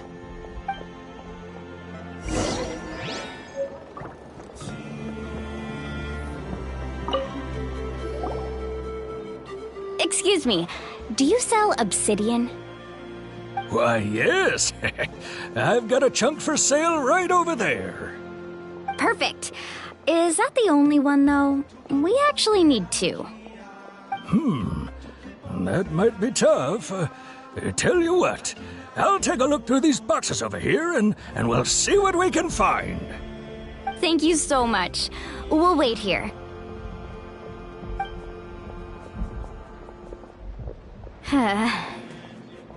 Relax. Everything's going according to plan. I know, it's just...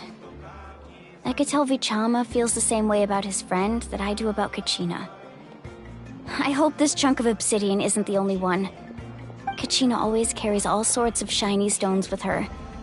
If I was the one trapped in the Night Kingdom, she'd have a whole pile of obsidian ready in a heartbeat. Well, would you look at that? I did bring an extra. Here you go, young lady. How does it look? Perfect! Thank you. How much do I owe you? If you hadn't shown up, these stones would have just sat here collecting dust. I'll take 3,000 mora for both. Here you go. By the way, I heard you mention Vichama just now. You running an errand for him, then? How's he doing? Malco's been gone for 5 years now. It's about time he started to move forward. Do you know what happened between them? I heard about it in passing while I was out drinking one night, but I don't know all the details. Vichama and Malco grew up together, and even made a name for themselves together. Malco was an amazing fighter, capable of knocking out multiple opponents in a single hit, while Vichama excelled at scouting and analyzing the battlefield. The two made an excellent team, and managed to beat back the Abyss several times. 5 years ago, they both emerged triumphant in the pilgrimage, and were placed on the same team to fight the Abyss.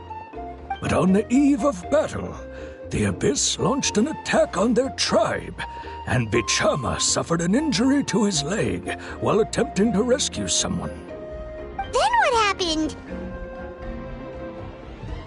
The team agreed that he couldn't fight the Abyss in his condition. Vichama didn't argue. He knew going to the front lines with an injured leg would make him a burden in battle. So they raised the issue with the Pyro Archon, and she agreed to let him stay behind. It's just... Malco and the others ended up facing hordes of abyssal monsters in numbers that far exceeded anyone's expectations. The team made an error in judgment, and they fell to the onslaught. Vichama went into a deep depression after that. He blames himself for everything. Oh, you're not wrong. But it's possible he chooses to blame himself. Not because he did something wrong, but because he wasn't able to do anything at all. I've tried convincing him to move forward, to stop dwelling on the past. But the shadow of Malco's death hangs over him still. The Abyss has caused so much suffering, and some wounds never heal. I wish there was something he could do to make himself feel better. But... anyway, that's the gist of it. Maybe you could help him talk things through sometime. I would really appreciate it.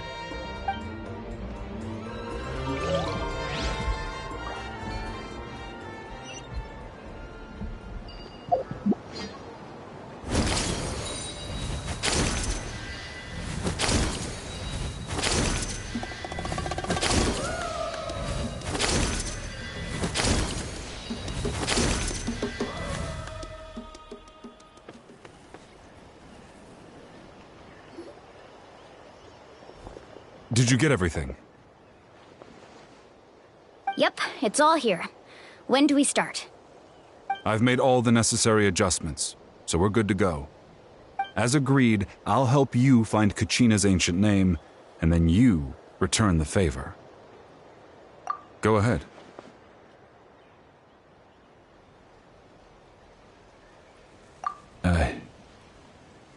Yes. After Malko fell, I scoured the battlefield to see what happened. It turned out he wasn't bested by some impossibly powerful foe. He was dragged to his grave by the sheer number of enemies. If I had been there, I would have been able to sense the danger. I could have warned them not to advance. I've always blamed myself for what happened. But when you told me about Kachina, I realized there's a chance Malko might also be alive, fighting for survival in the Night Kingdom.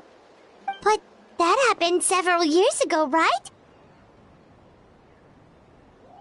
The Pyro Archon said all life within the Night Kingdom eventually becomes one with the Sea of Souls. There might not be much hope, but I still have to try. Malko and I promised each other, even if we never managed to root out the Abyss for good, we would fight together until the end. All right, let's get to it. I'll start searching for the conceptualized version of Kachina's ancient name. If you see any fragments scattered around the area, please collect them.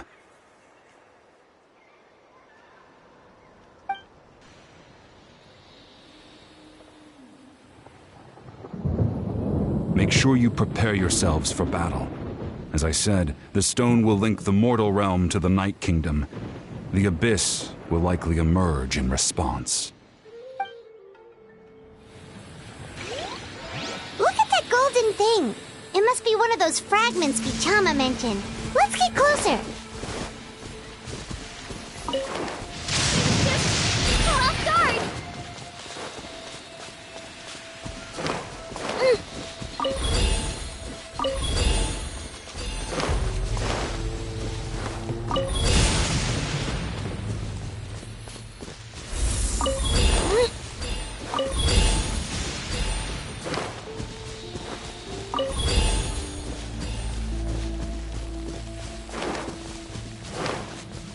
Whoa, monsters incoming! Watch out, everyone!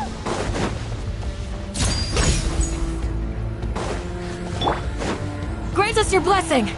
Yield. Stabilize! I will have order!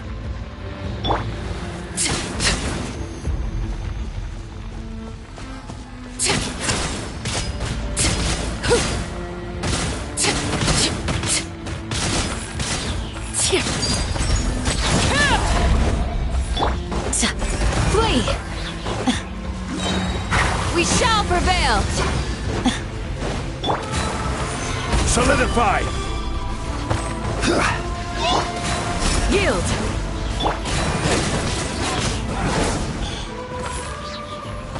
How much longer, Vichama?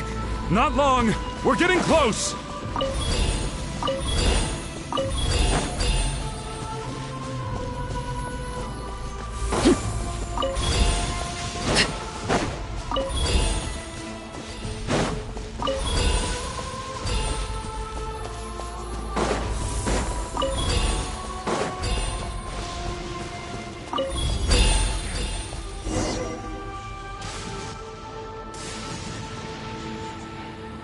Vichama!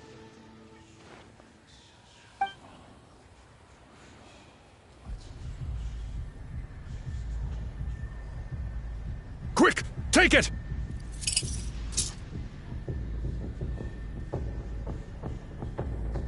I found Kachina's ancient name. Hang in there, Malko. Just a little longer. Something's not right. The power of the Abyss is getting stronger.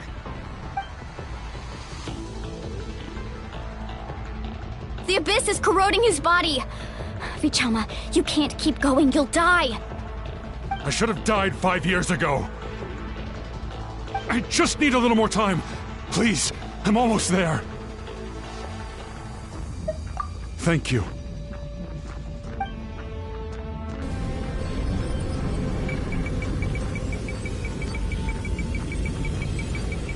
Whoa, watch out! The power of the Abyss is strong.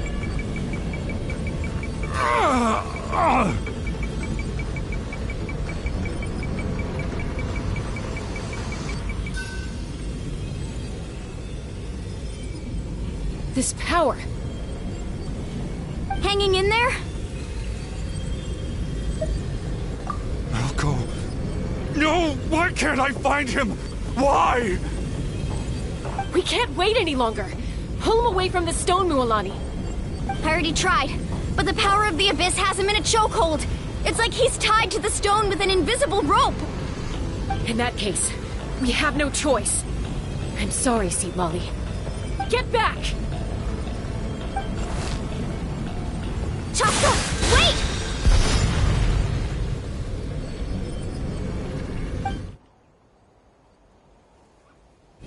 Ouch! What happened just now? It looked like the Spirit Speaker's stone was... The stone's power was spiraling out of control. The only way to stop it was to destroy it. You were all caught in the shockwave of the explosion. You might feel dizzy for a while, but that's normal. Give us a heads up next time, will you? You're lucky we managed to dodge it in time. I thought I said to get back. Yeah, barely a second before you made it go poof. Not everyone has your reflexes, Chaska. We were this close to getting dragged into the explosion. Okay, I'll be more careful next time. At least Kachina's ancient name is still in one piece. Wait, where's Vichama? Vichama! Vichama! I couldn't find Malko's ancient name. It must be completely gone by now. Once your ancient name disappears, there's no coming back. From the very beginning, I knew there was a slim chance, but still. And now... it's too late to save him. From the minute he left that day, it was already too late. Vichama. I'm sure he's heard enough condolences over the years. Let's just give him some space. Huh? What's that in your hands, Vichama? It looks like something's glowing! Huh? This is...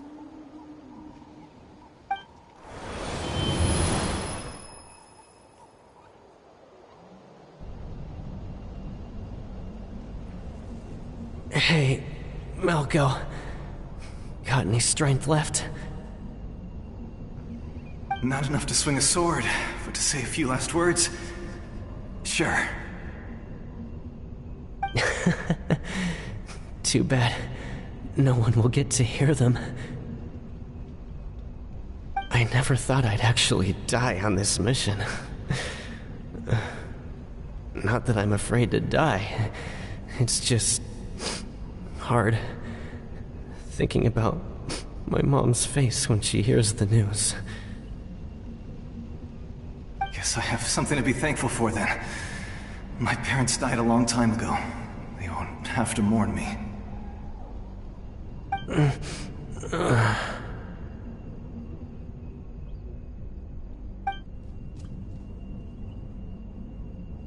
Pisak! Always had to beat me at everything, didn't you? Right to the end, you were never one for goodbyes. Maybe you're right. Maybe no one will get to hear our last words. But just in case... Vichama, I'm so glad you didn't come with us. Don't be sad. Just keep on living. For the both of us.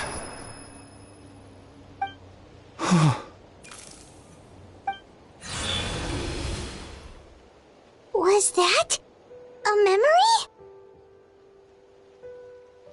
Seems like we were able to salvage something after all.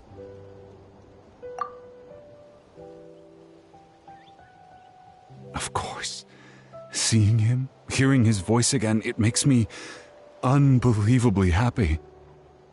But it also brings with it an even deeper pain. A deeper pain? Why? Malco was always the type to put on a brave face. But in that memory just now, his hands were shaking, and his smile was forced. For all these years, I regretted not being able to fight alongside him to the end. And now I know, at the end of his life, he was thinking the same thing. Vichama! I'm fine.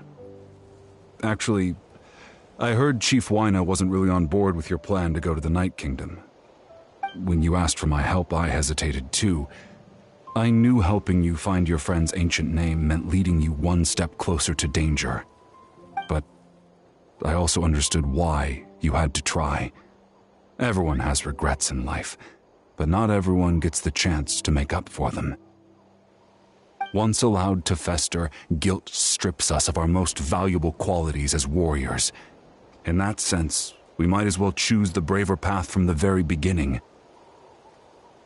If I could do it all over again, I would have followed Malco to the front lines no matter what. Even with an injured leg, there were still things I could have done. That way, even if the outcome stayed the same, I still would have fought alongside him to the end.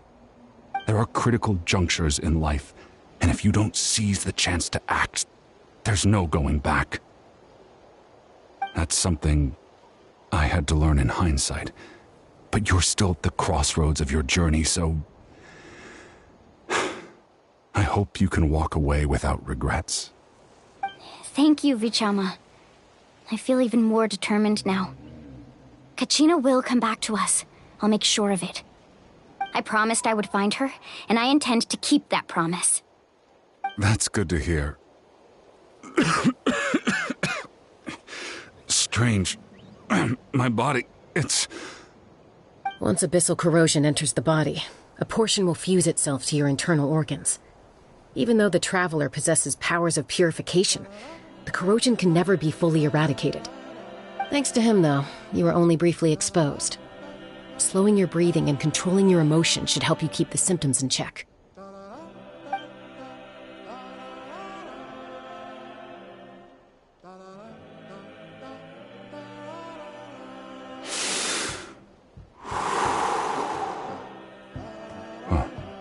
That does make me feel better. You seem very knowledgeable about all this. Just speaking from experience, that's all. Anyway, we've recovered Kachina's ancient name, so we're off to a great start. Let's get Vichama back to his tribe and tell Wyna the good news. Oh, and apologize for destroying the Spirit Speaker Stone. We had no choice, though, so he'll probably understand. Right?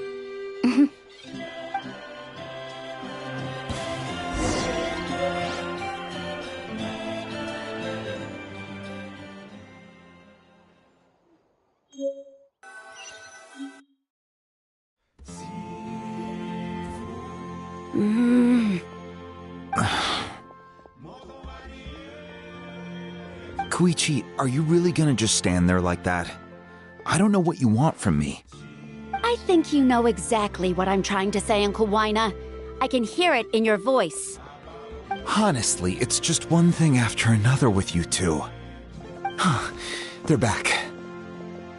Koichi? What are you doing here? Don't play dumb with your own sister. You know exactly why I'm here. My apologies, everyone. I just need to borrow Tosca for a few minutes. You come with me.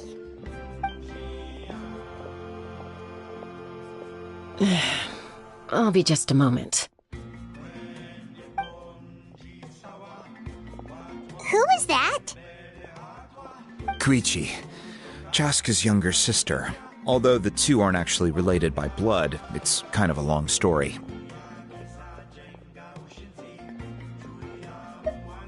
It's not really my story to tell, but I guess it's not a secret. You see, Chaska was actually raised by cuckoo sores. She was afflicted with a rare disease when she was a child, and abandoned in the wild as a result. The Abyss found her out there, all on her own, and tried to devour her. But in the end, all that did was trigger her will to live. That strength of will pushed her to survive. but it also planted a seed of conflict within her. Eventually, she was adopted by the Cuckoo Source. Wherever they went, she followed, getting into fights right and left. For some reason, Paimon can totally imagine that. Well, when Chaska finally returned to human society, it was Koichi's parents who adopted her. At the time, Chaska still had a habit of getting into fights, so Koichi was always taking her around, apologizing to everyone. Ah, I remember those days. One of those fights was definitely with me. But, you know, kids. You're fighting one minute and your friend's the next. Eventually, she found a way to rein in that desire to fight. And now she's who people call to resolve conflicts. She's known as the Peacemaker. It sounds like she still argues with Koichi, though.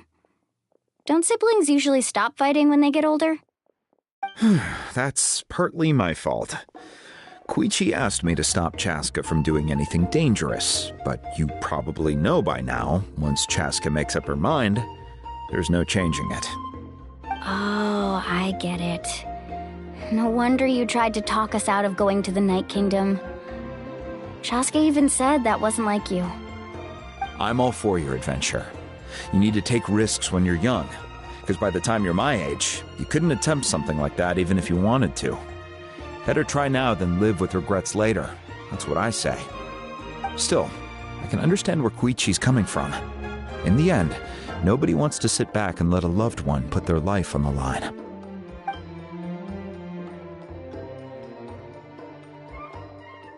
All right, it's just the two of us now.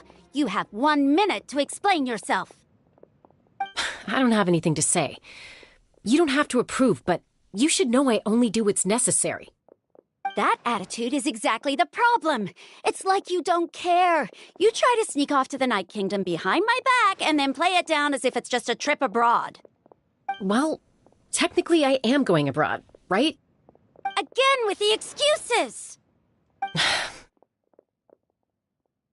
We agreed, didn't we? There are 4 levels of danger. If it's not something urgent, you can only engage in level 2 danger and below. You can only go up to level 3 if a situation is so dire there's absolutely no alternative. But a trip to the Night Kingdom? If that's not a level 4, I don't know what is. And you were just going to sneak into the place without saying anything. What do you mean, sneak into the place? I always planned on walking in there with my head held high. You bought off Uncle Wina, didn't you?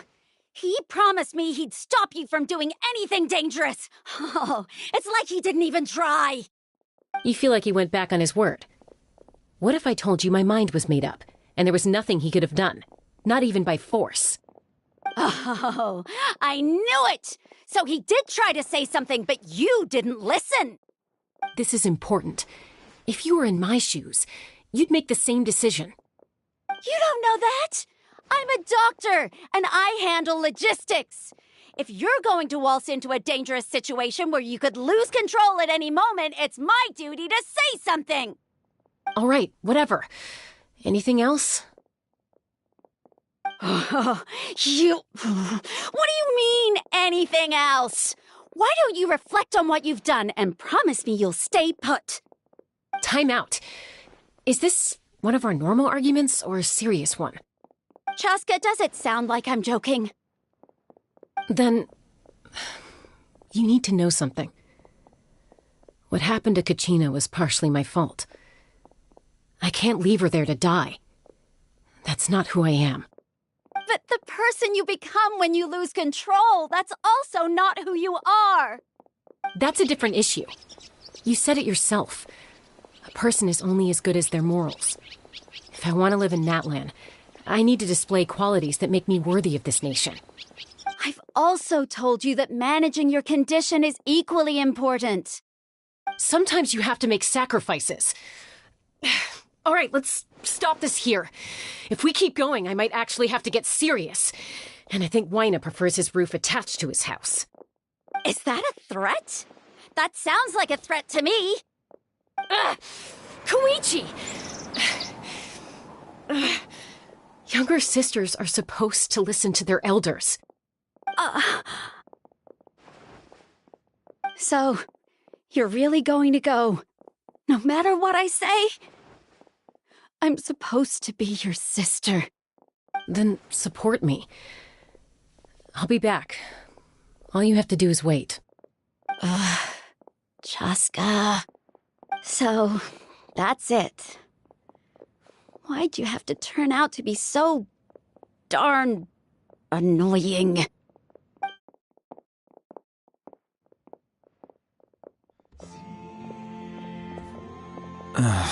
You two are something else. Something you wanted to say? I know you aren't related by blood, but you two sure are similar. Really? You know, I said that very thing to Koichi not too long ago, and she reacted the exact same way, down to the very tone of voice. It's not my place to get involved, but I will say this. Try to spend a little more time with your sister. You're tough kids. That doesn't mean you have to go it alone. Thank you. Anytime. All right.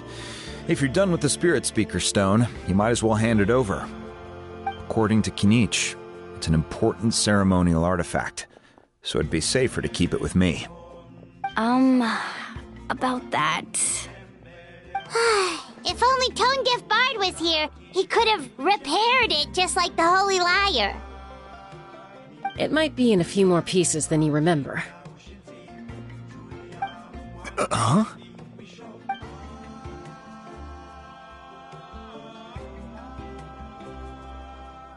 I see. Sounds like it was an urgent situation. If someone's life was on the line, then you had no choice. Still, Citlali's going to be a nightmare to deal with now that you've broken her stuff. I'll explain everything to her later. Stay safe out there in the Night Kingdom, okay? I'll wait here for your safe return.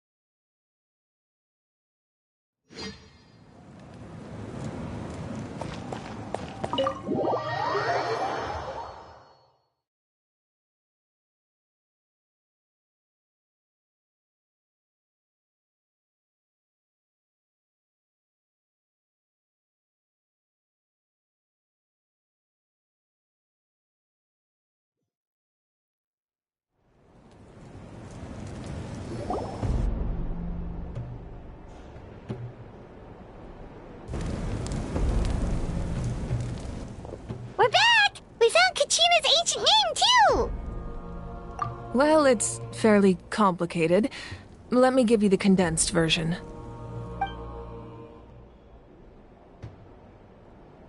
The Fatui again? We can't go anywhere without them causing trouble. But what if the Fatui finds out you've lost your power? Won't they try to take advantage of the situation? That's why it has to be our little secret.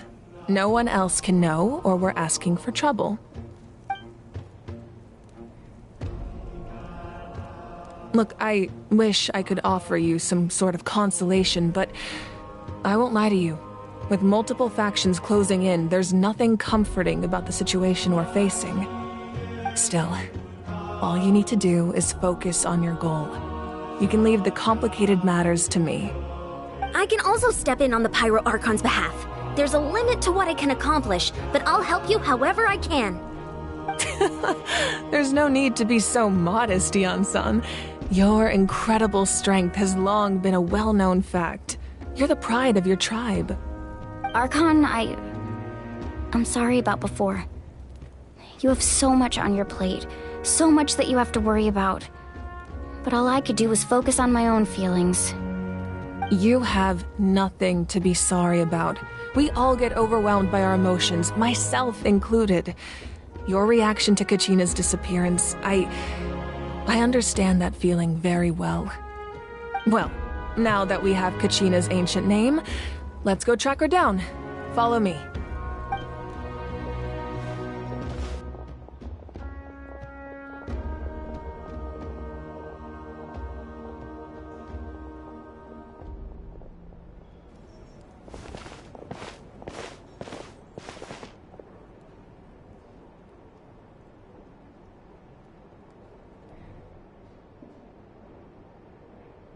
What is this place? Hey, isn't that Atea's talisman? Good eye.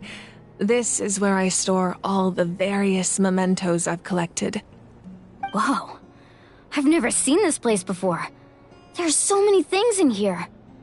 It looks like there are items from every tribe. Collecting them must have taken a lot of effort. I suppose you could think of it as a hobby of sorts. In Natlan, everyone grows up listening to the stories of heroes, and physical items do a far better job of preserving those stories than our own memory. Now, I still have some preparations to make for the ceremony, so feel free to take a look around in the meantime. If you're curious about an item, I'm more than willing to tell you about its origins. All right, we'll have a look.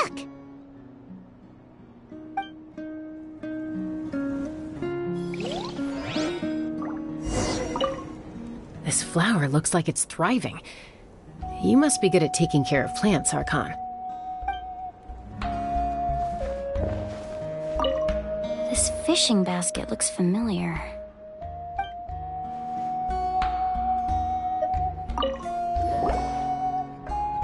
Hey, there's a fishing rod here. It must have belonged to the people of the springs. That's right. It belongs to a legendary fisherman named Matavaru. I have his entire set of fishing equipment, actually. He and I met in a tavern. He told me about a particular kind of giant fish and his meticulous plan to catch it. In his eyes, I saw a hunger and a strong fighting spirit. To him, the sea was the battlefield upon which he staked his honor. So, did he do it? The next time I saw him, he was covered in scars. It turned out the fish he sought had been corroded by the abyss. He managed to kill the fish, but sustained a serious injury in the process, which meant he could never go deep-sea fishing again. Can a fisherman claim victory if he fails to bring back his catch? That's what he asked me in the end. Well, Paimon thinks he won. That was my answer as well. The experience was far more valuable than the prize itself. In the end, he didn't want his tools to go to waste, so he gave them to me. Wait, that means you also know how to fish. Maybe we can go head-to-head sometime.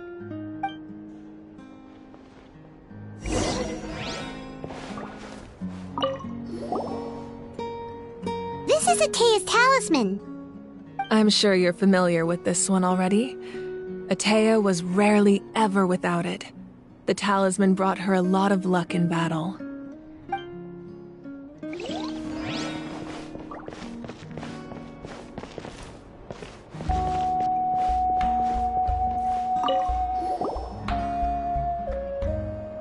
There are so many jars and potions around here. Do they have anything to do with alchemy? No, those belong to the Masters of the Nightwind. They're ceremonial tools used to amplify the ability to communicate with the Night Kingdom and the Wyab. Yamaya is an expert in this field, and she taught me a lot. Even though she appears stoic and serious, she actually has a keen sense of humor. The tools you see here are quite traditional. Her students found them outdated, so she passed them on to me. The contents of the jars aren't all that special. Oh, except the big jar in the middle. That's what she really wanted to give me. Ooh, must be something really cool. What's inside? Grape juice. Huh? It's quite tasty, although probably expired by now.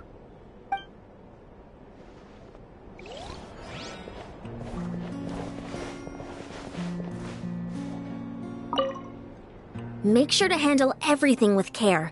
This cup, for example, it's heavier than it looks.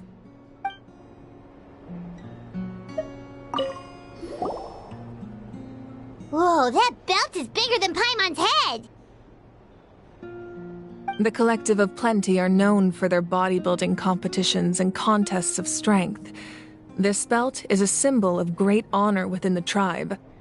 The association with strength might also have been the reason the original belt was extremely heavy. It was difficult for even 2 people to lift. And even if a warrior had the strength to put it on, wearing it for any length of time would still leave them gasping for breath. Sounds like it. So the owner of the original belt, Kitera, commissioned a craftsman to make a copy identical in appearance but far lighter in weight. That is the belt you see before you. He would often wear this version when training in order to protect his waist. Or he made a lighter version so he could wear it all the time and show it off.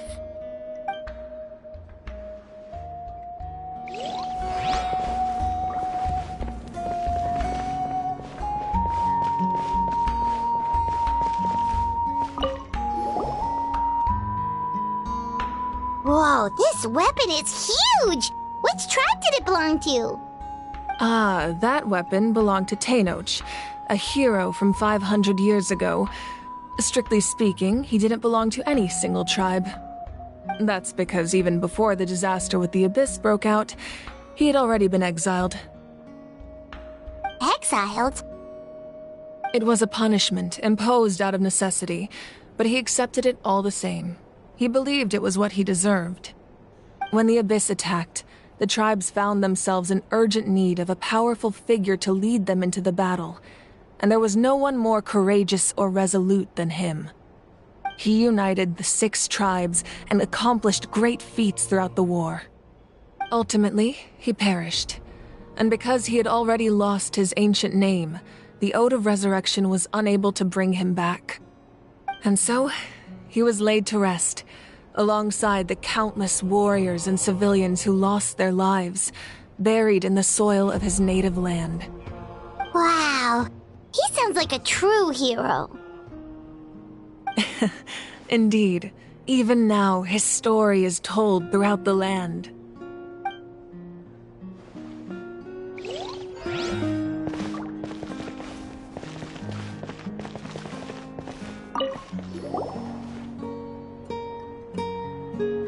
The powder still needs some time to settle, so let's wait a little longer. Well, what do you think of my collection? Do you feel like you have a better understanding of Natlan's culture now?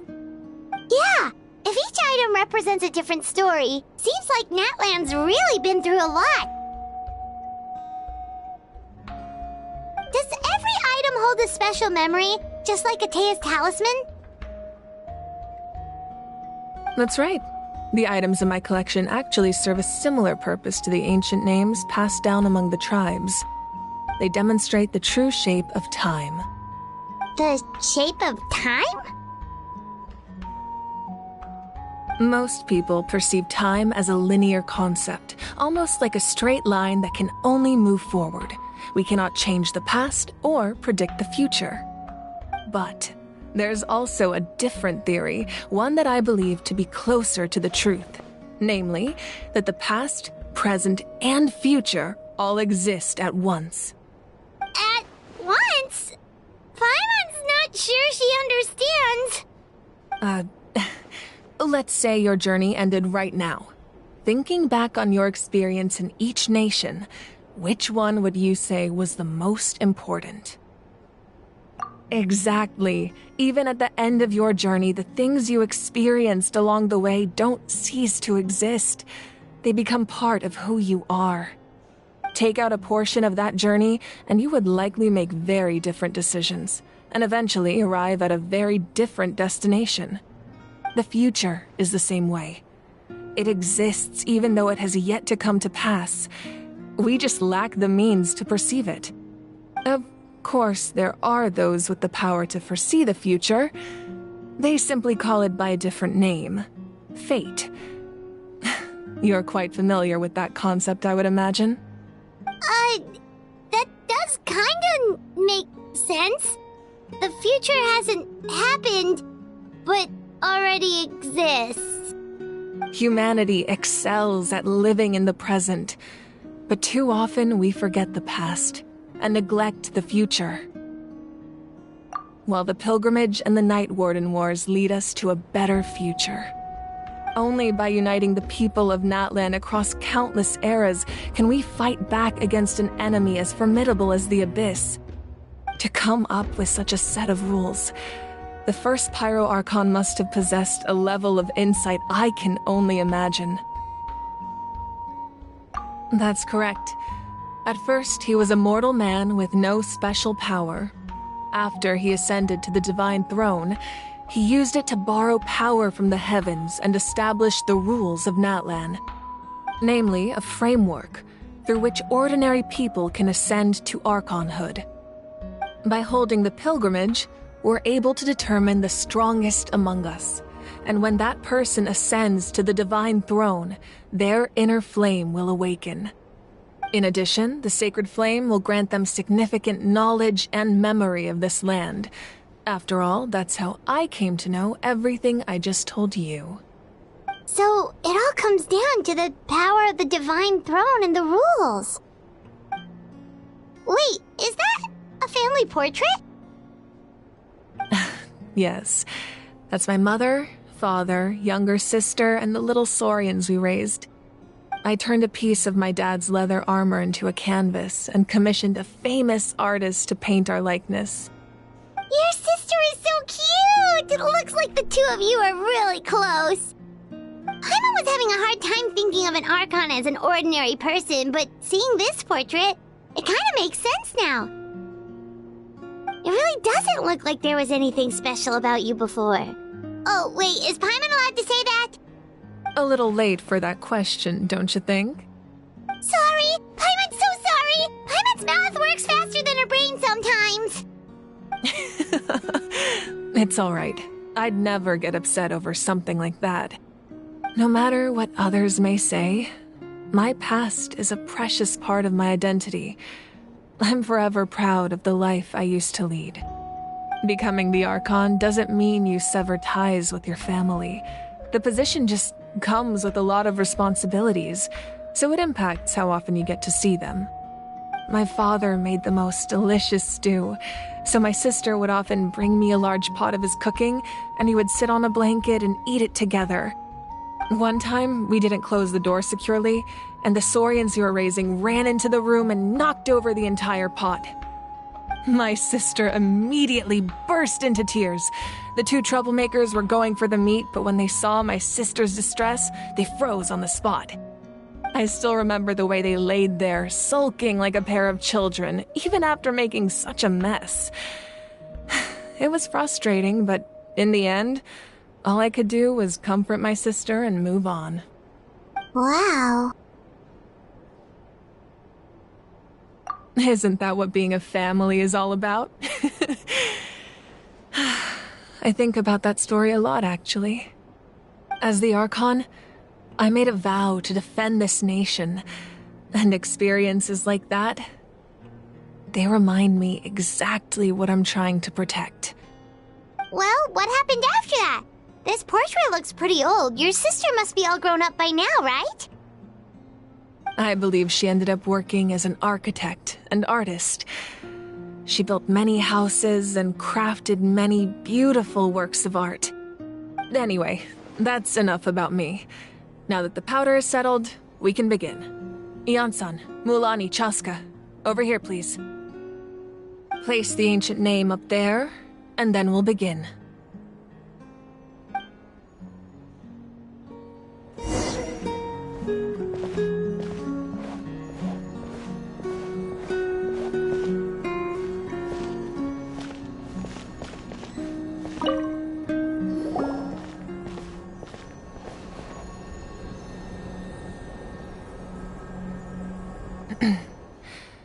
Surely as the echoes of life resound through heaven and earth, so too shall our stories remain eternal. Ancient name, take us to your fated bearer. Allow her to answer our call.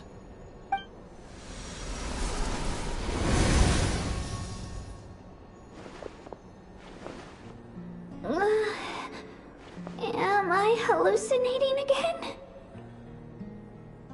Kachina, are you okay? Huh? I'm not seeing things, am I? Is the Abyss playing tricks on me again? It's okay, Kachina. It's just us. We're trying to find a way to bring you back. Everyone, you have to listen to me.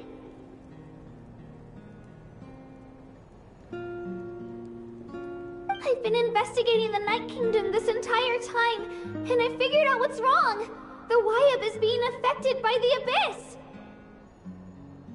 I was waiting for the Wyab to send me back, but then this really strong monster came in and almost killed me.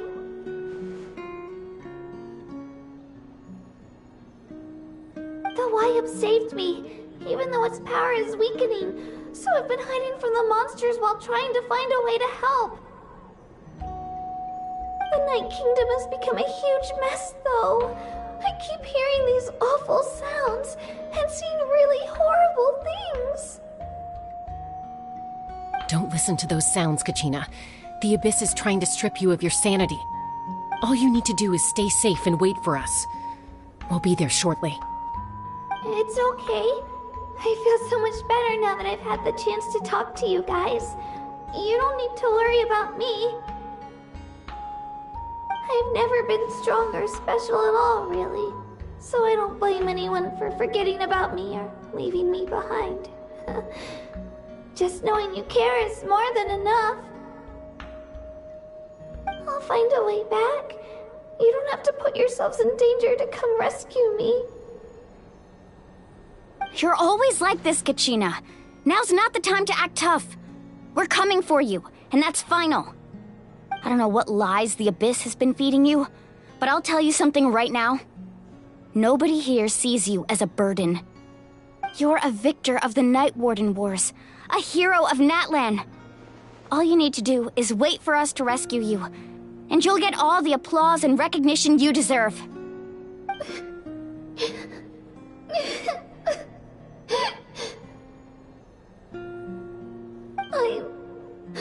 I'm really scared. Everything's so dark and creepy here. And I want to go home. Still, I don't want you to put yourselves in danger because of me. I don't want to hold anyone back ever again. All you need to do is place your trust in us, just like you always have. No one fights alone. We're not leaving you behind. Not ever. Yeah, we're so close, we can't call it quits now! Thank you. Be careful. Looks like we've lost contact. Now comes the most dangerous part. You have to traverse the Night Kingdom in your physical form. This entrance to the Night Kingdom was left behind after an abyssal invasion. Even a brief amount of time inside could expose you to corrosion. I know. I'm prepared for that possibility. All right, then I wish you all the best. I'll tell Koichi to be ready just in case. She's very experienced in dealing with abyssal corruption. That face you just made. Don't tell me you two got into another argument. No, I just feel bad for creating more work for her. I'll go with them too, Archon. The more people, the stronger the party. Thank you so much for your help, everyone. It really means a lot that you're willing to brave these dangers with me. And there's no time to lose, so let's get going. Now that I've lost my power, I won't be able to provide much practical support. But I can still keep an eye on the situation from here. Eon-san, I know it's unlikely, but if you encounter a situation you can't handle... That won't happen. I hope not.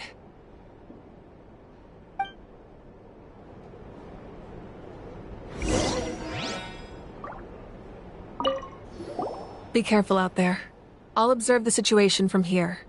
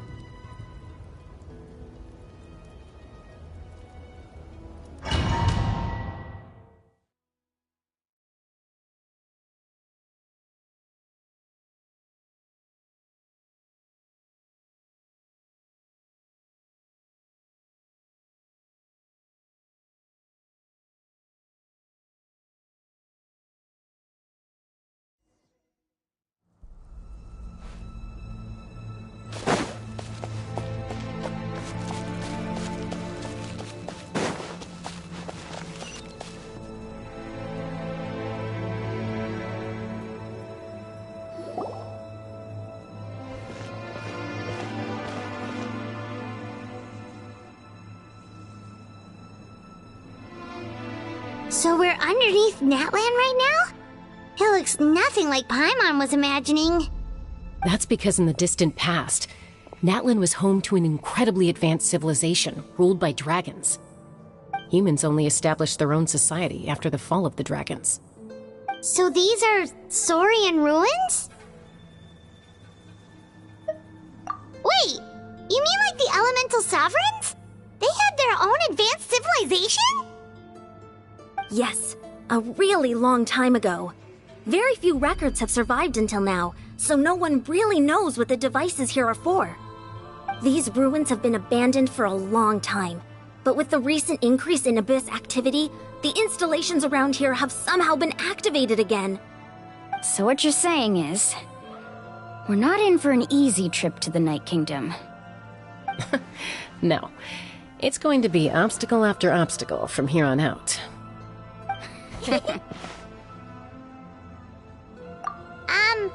are you all laughing like that? It's creeping Paimon out.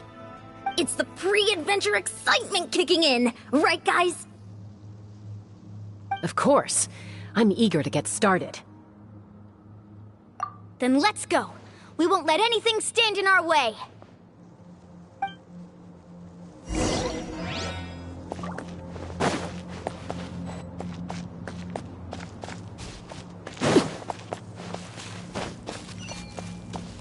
Seems like the road ends here. How should we get across? As a professional trainer, I think you could stand to build up your endurance, Paimon. Professional trainer? Paimon thought you were a warrior from the Collective of Planning. Well, that goes without saying. But I actually work as a sports coach. I provide professional guidance for many of Natlan's popular sports. And I don't just mean physical training. I design nutrition plans as well. Ah, so basically no sugar, no soft drinks, no grilled meat. Yeah, we'll be here all day if you list them out one by one. It's much faster to just focus on what's good for you. Such as? Vegetable juice. Want some? You know, Ian-san, Paimon feels like the two of us might not see eye to eye.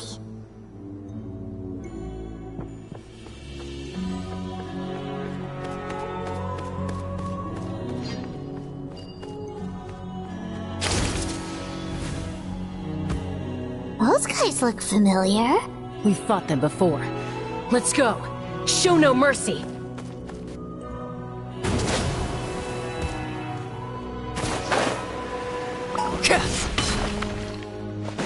Overruled. This is order. Stabilize. Flee!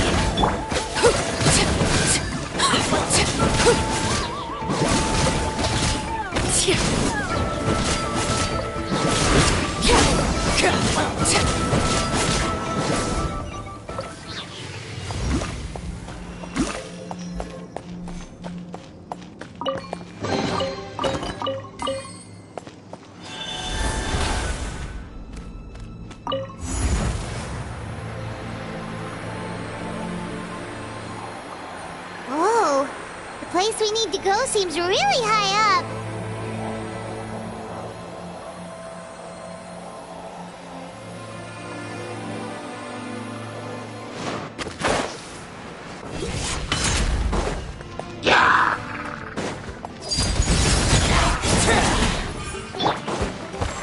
Solidify!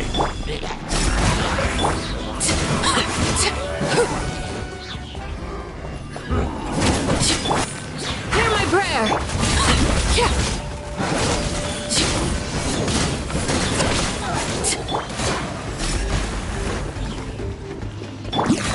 Order guide you. Gather! Right here! Get back!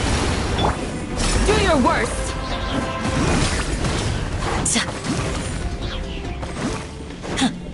Yield! Transfixed!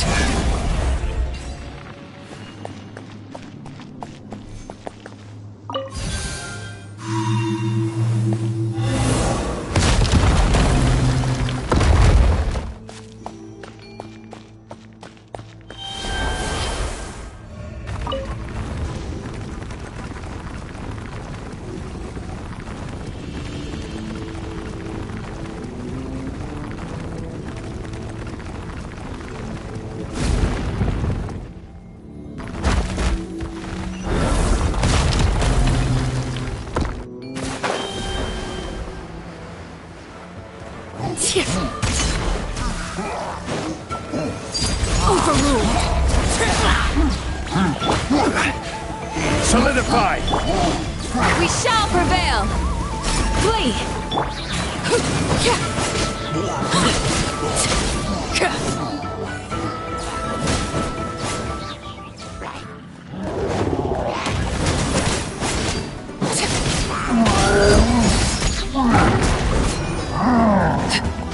This is order.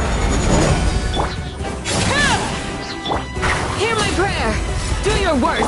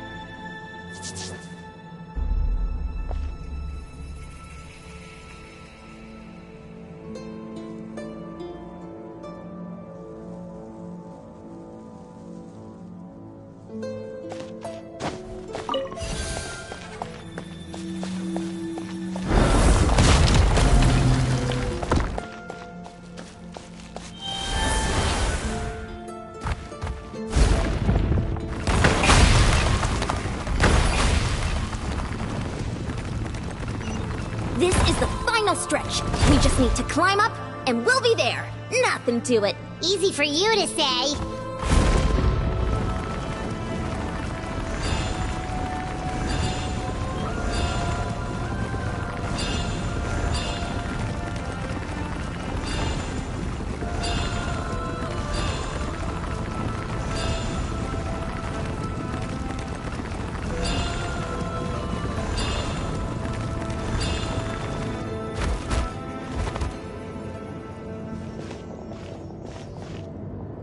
This must be the entrance the Pyro Archon told us about. The one ripped open by the Abyss. Yes. There's something in the depths of this place that feels familiar, yet also foreign. We actually have to go in there? Okay, Paimon just needs to psych herself up. Don't push her through before she's ready.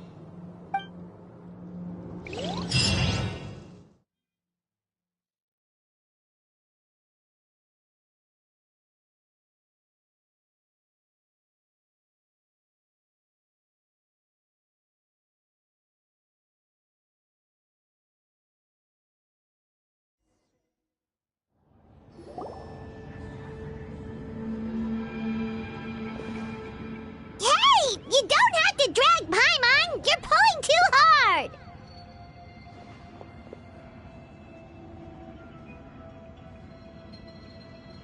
Looks like we made it. This is the Night Kingdom.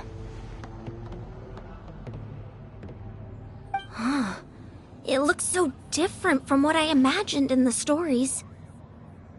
That overflow of energy is probably what trapped Kachina here in the first place. From this point forward, everything we know about the real world no longer applies. Anything can happen here. Paimon's more worried about how we're gonna make it out. We obviously can't go back the way we came.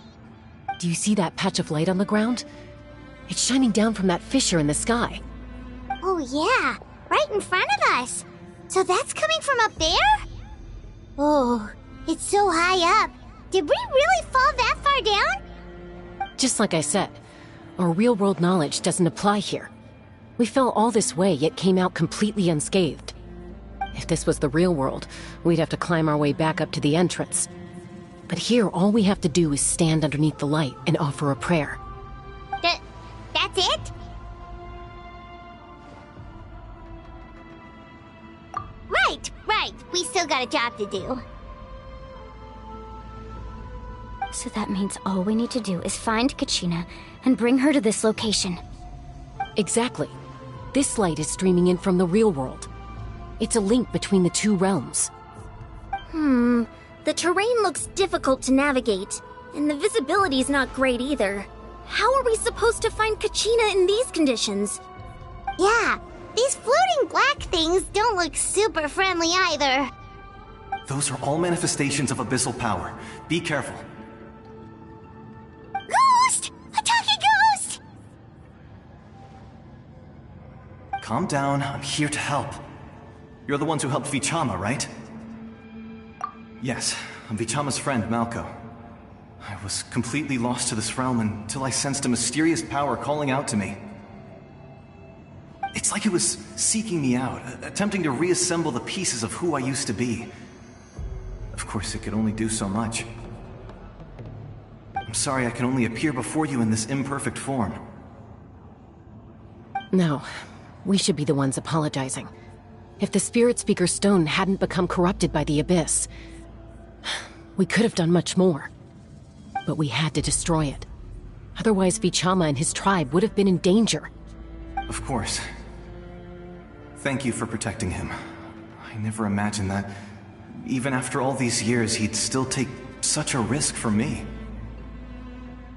Under the power of the stone, it felt like our souls were connected.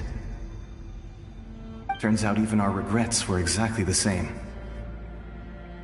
Whether in triumph or death, you want your best friend by your side. Exactly. That may not be in the cards for us, but it's not too late for you. You're looking for a young girl from the Children of Echoes, right? She's being chased by an embodiment of abyssal power. I'd like to help her while I'm still in this form, so follow me. Be careful. This place has been severely corroded by the Abyss. Paimon didn't realize it had gotten this bad. It's like a seething volcano ready to engulf our world at any moment. Ouch! Quick, get back here! You can't go back. Stick close to me. My power will be able to ward off attacks for the time being.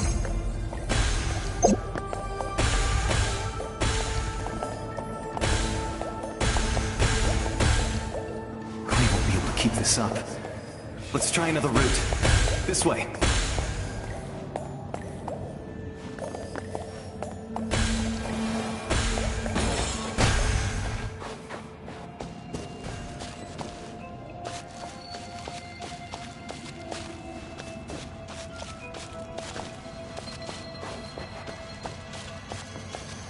Not good. More monsters.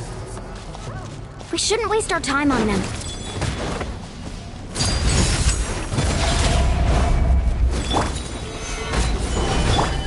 Grant us your blessing! Flee!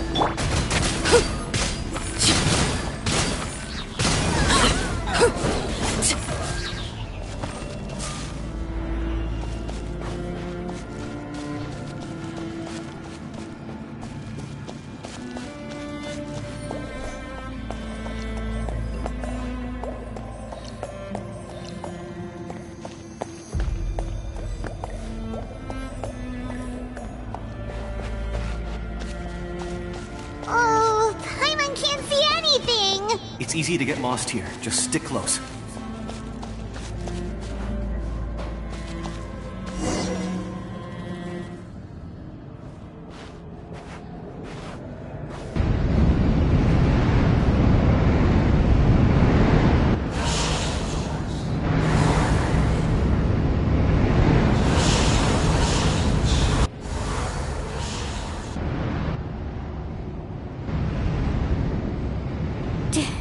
Did you hear that? What? Never mind. It was probably just my imagination. Don't scare Paimon like that! I heard it too. It was a voice from the Abyss. What did it say? Doesn't matter. It certainly doesn't harbor good intentions.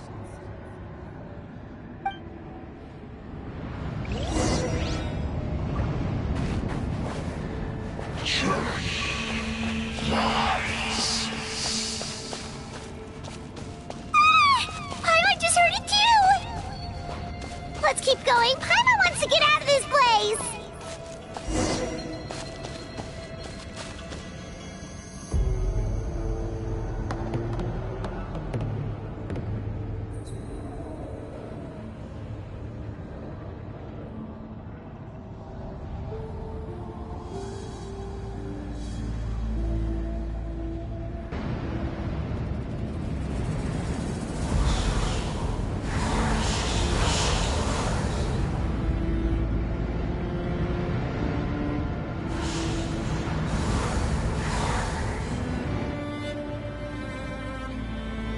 We're here, Kachina! Oh, honey? You made it! Looks like our reunion will have to wait until we take care of these monsters. Good idea. Let's go!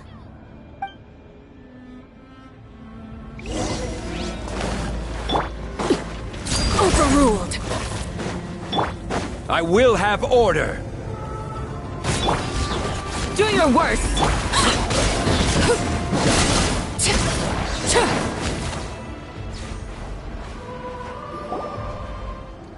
You're here! You're finally here! Thank you so much! That monster can appear from anywhere. It almost caught me a bunch of times. The Wyup's power helped keep me hidden, so I just tried to stay out of sight until you got here. Had a girl. You did so well. And most importantly, you weren't hurt. Should we start heading back then? Actually, I have a request. Will you come visit the Wyup with me? I can't exactly put it into words, but something's wrong with the Ode of Resurrection. And I know it has something to do with the contamination from the Abyss. That was the Pyro Archon's theory as well. Everything we've seen here certainly seems to back it up. In the Night Kingdom, there are 6 main totem poles representing the Wyup of each tribe. You can think of them like the body of each Wyup. Additional totem poles, like the ones around here, serve as proxies to which the Wyup can extend their consciousness. There are countless proxies scattered around the Night Kingdom. Through them, the Wyup can extend their consciousness over the entire realm and track down souls no matter where they roam. But if a proxy were to become severely contaminated, then a soul could become lost within the Night Kingdom. Judging by the current situation, I don't think we're dealing with just one contaminated proxy. Even if we could drive back the abyssal power from one of them, that probably wouldn't even put a dent in the problem. Still, we can't just leave the Wyup to suffer. It's protected me this whole time. I agree. We might even manage to draw out the monster that's been hunting Kachina. Getting rid of the monster might slow down the deterioration of the Night Kingdom.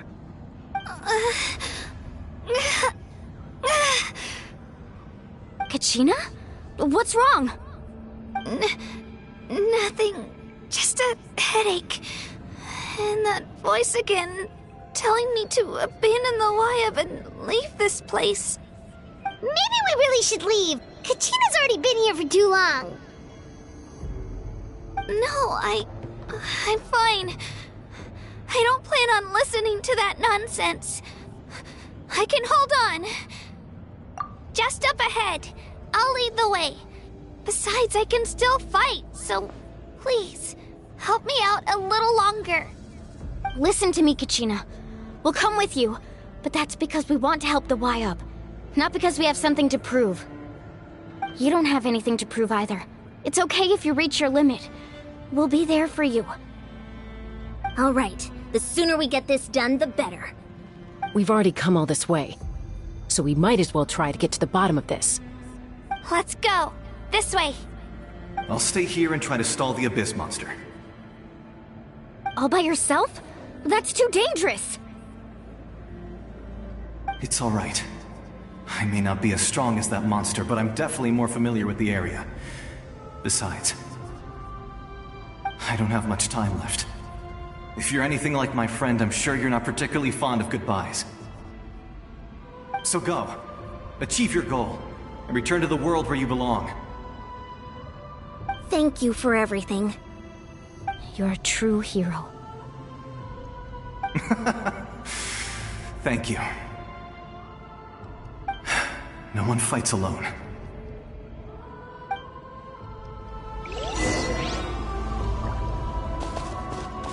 Does your head still hurt? Let me help you walk. I'm fine. You should know I'm made of stronger stuff than that.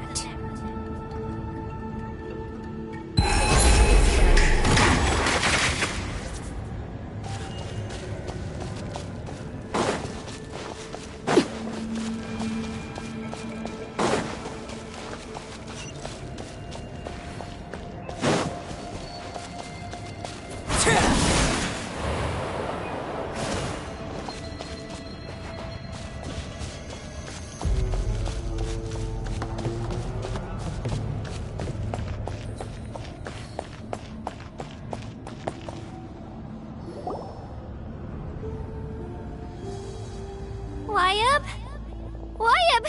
I'm back! My friends and I are here to heal you. Wyabb? Can you hear me? Wyabb?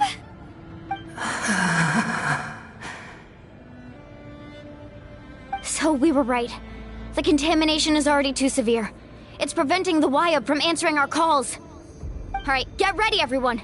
Time to purge the abyssal energy from this place!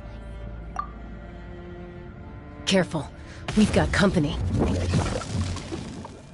Already? You really think that puny soul could slow me down? Courage in the face of futility is pure folly. He tried to get in my way, so I disposed of him. You killed Malco? He would have dispersed with or without me. Rather than worrying about him, I would urge you to focus on yourself. You may have defeated others of my kind in the past, but underestimate me now, and it will be to your peril.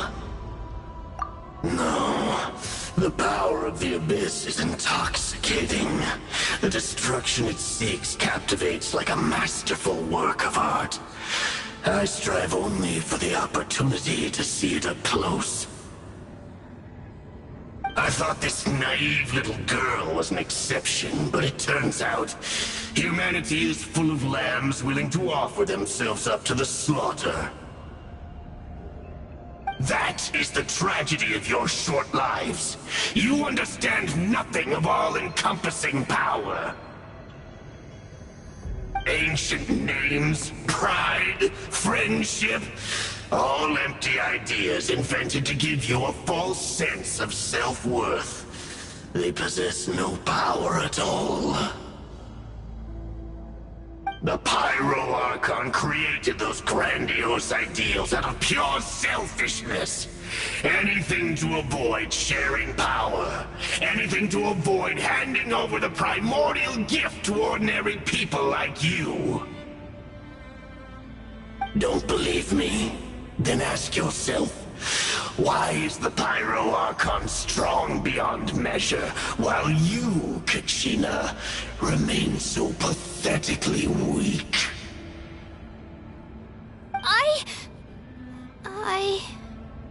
Kachina! Give me your hand.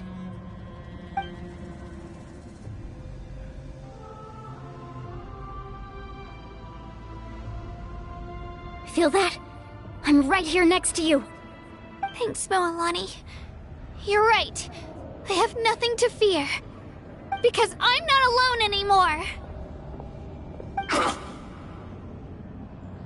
You're right. Maybe comforting ideals don't have any power. But you also couldn't be more wrong. You've never had to work for your own strength, so you will never understand the true source of our power. What? The courage we have to stand before you and not back down? It comes from our friendship.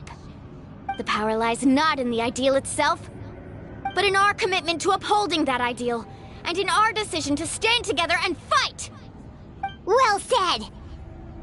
Let's go, Kachina. It shouldn't take more than two of us to handle an enemy like this. Sorry in advance, but you deserve what's coming to you! There aren't many in Natlan who can beat us when we're together. It's time he got a taste of that kind of power.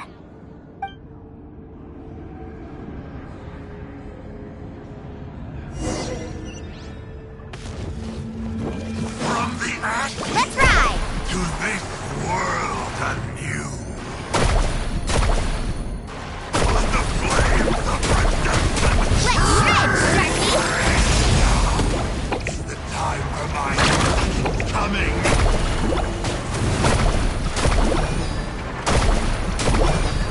Revelation from above. Need a surfboard?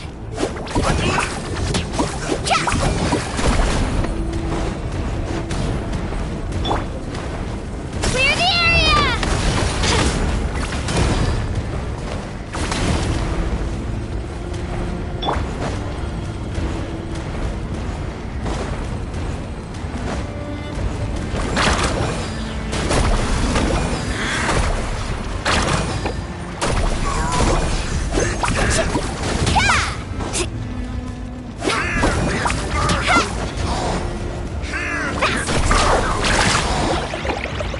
The fate of this world is all.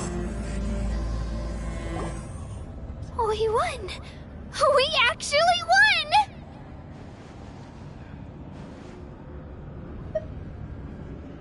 That's what he gets for underestimating you two. Fantastic work, Kachina!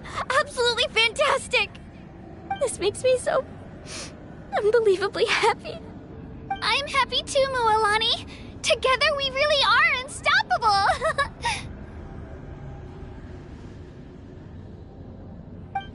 Huh? What's happening?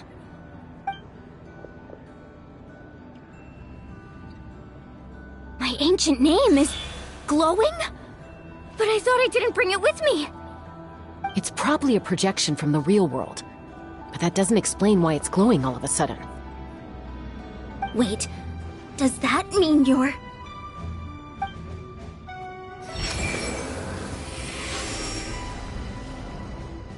That was a bold move, diving headfirst into the fire to save your friend, especially in a place so overrun with abyssal corruption.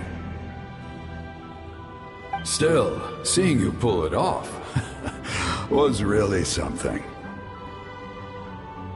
Everything you said was exactly right.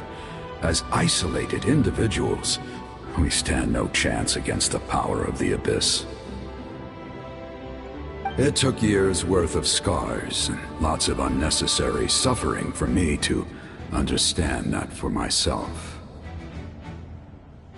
The Pyro Archon's plan will unite us as one.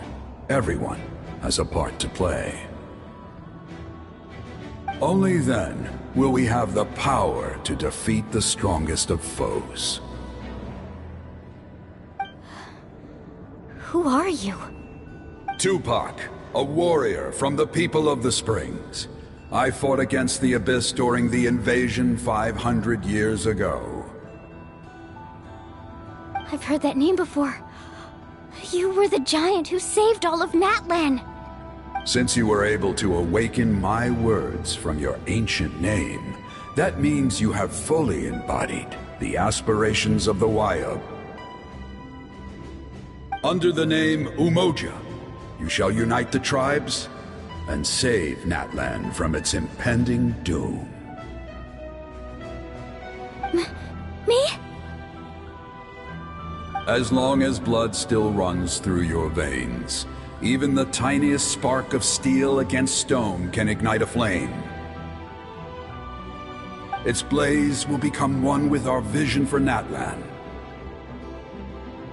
Even amid everlasting darkness, our bonds remain eternal.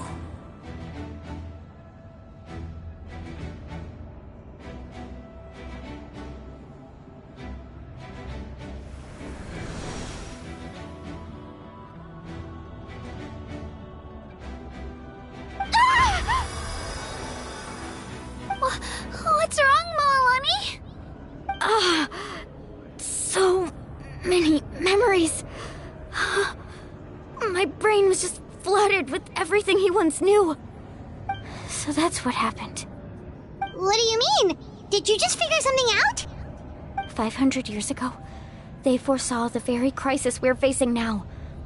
Efforts to save Natlan started all the way back then. We can go over the details once we get back.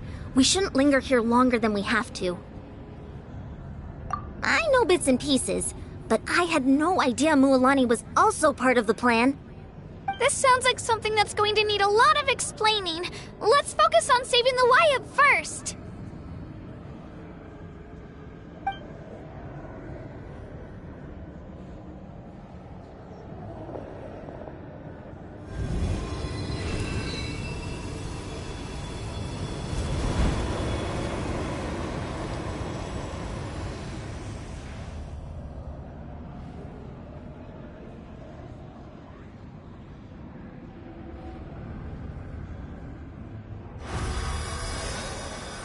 Okay, that should be enough.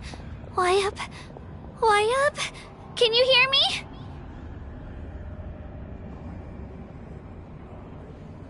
I hear your voice, Kachina, my dear child.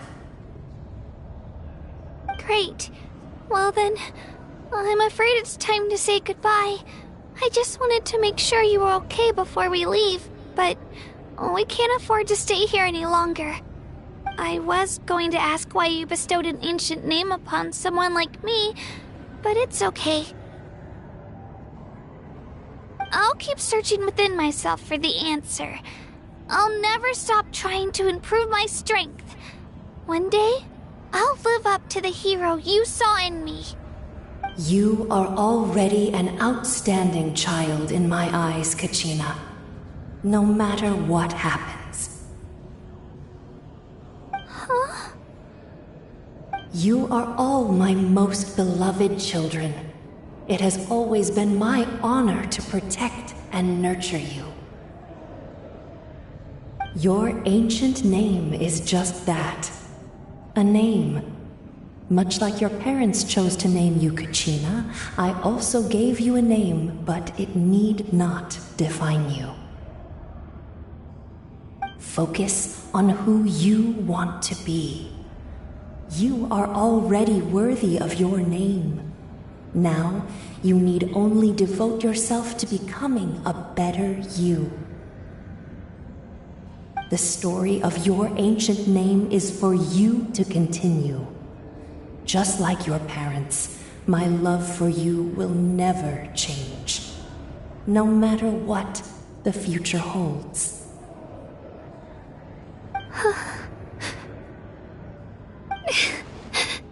Thank you, Wyatt.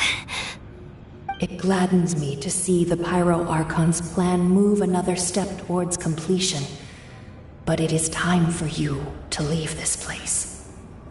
The situation here is getting worse.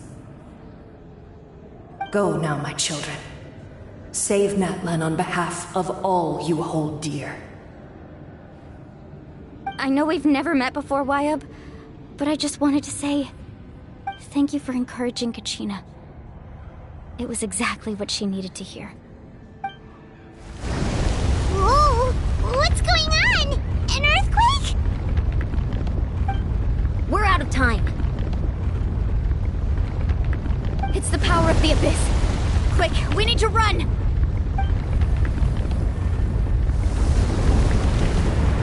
It's a Seelie! The Seelie opened the way for us!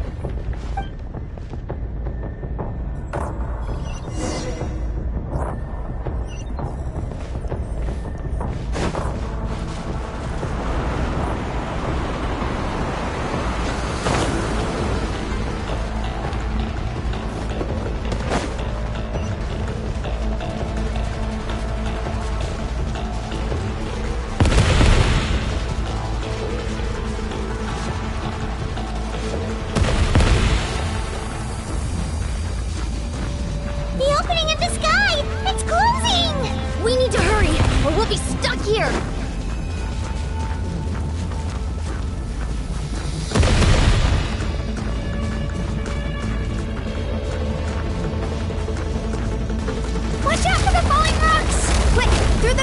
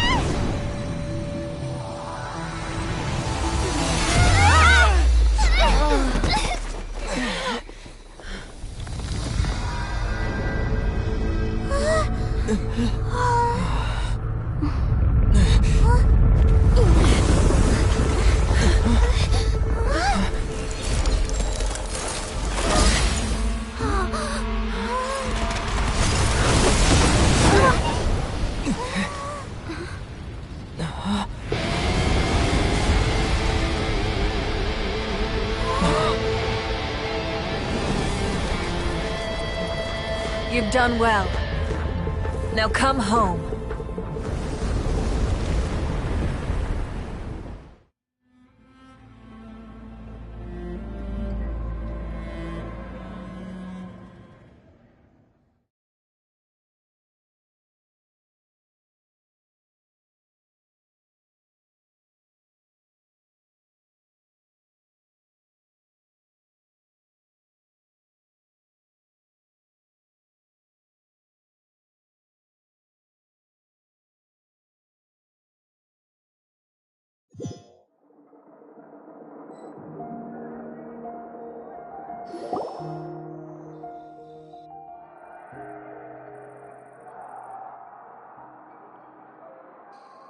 We're back!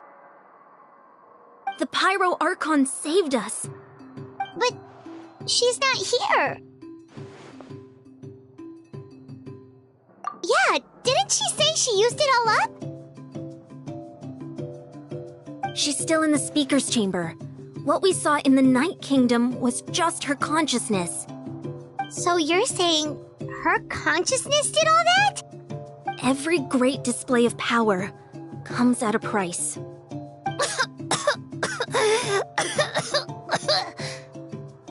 You must feel terrible, Kachina. Just hold on. We'll get you to a doctor soon. Let's get back to the stadium. The Pyro Archon said she'd have a doctor waiting for us. I recommend getting a full checkup, just to make sure no damage gets left behind. Paimon feels okay. What about you, Traveler? Right. You always seem to do pretty well against the Abyss. Let's get going. We need to share what we learned in the Night Kingdom as well. Right. The Wyatt mentioned something about the Pyro Archon's plan. What is it exactly? I'll let her explain everything. We're all a part of the plan now. Every move we make from here on out will decide Natlan's ultimate fate.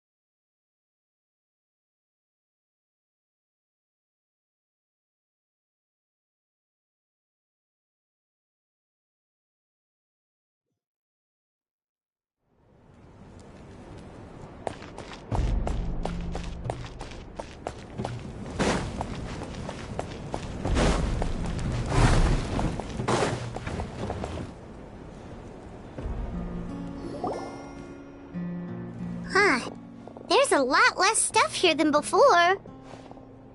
It's good to see you all here in one piece. I know you must have a lot of questions, but let Koichi check you over first. It's best not to let any lingering effects of the Abyss go untreated. Thank goodness you made it back. I came here as soon as the Pyro Archon told me about your plan. Take a seat, everybody. I'll examine you one by one.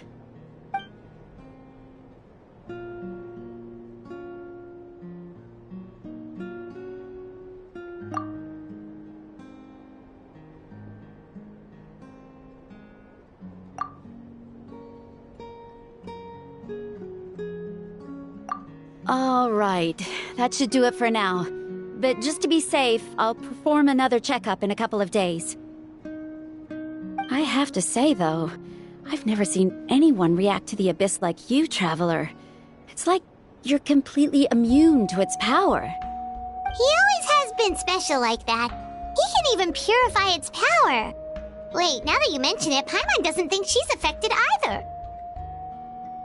Given the current situation, that ability will likely play a great role in the events to come. Of course. I still have patients to see, so I'll head out. Thank you, Koichi. All right, all right. We might not see eye to eye, but we both had good intentions. Just give it time. I'm sure we'll figure things out between us one day. Yeah.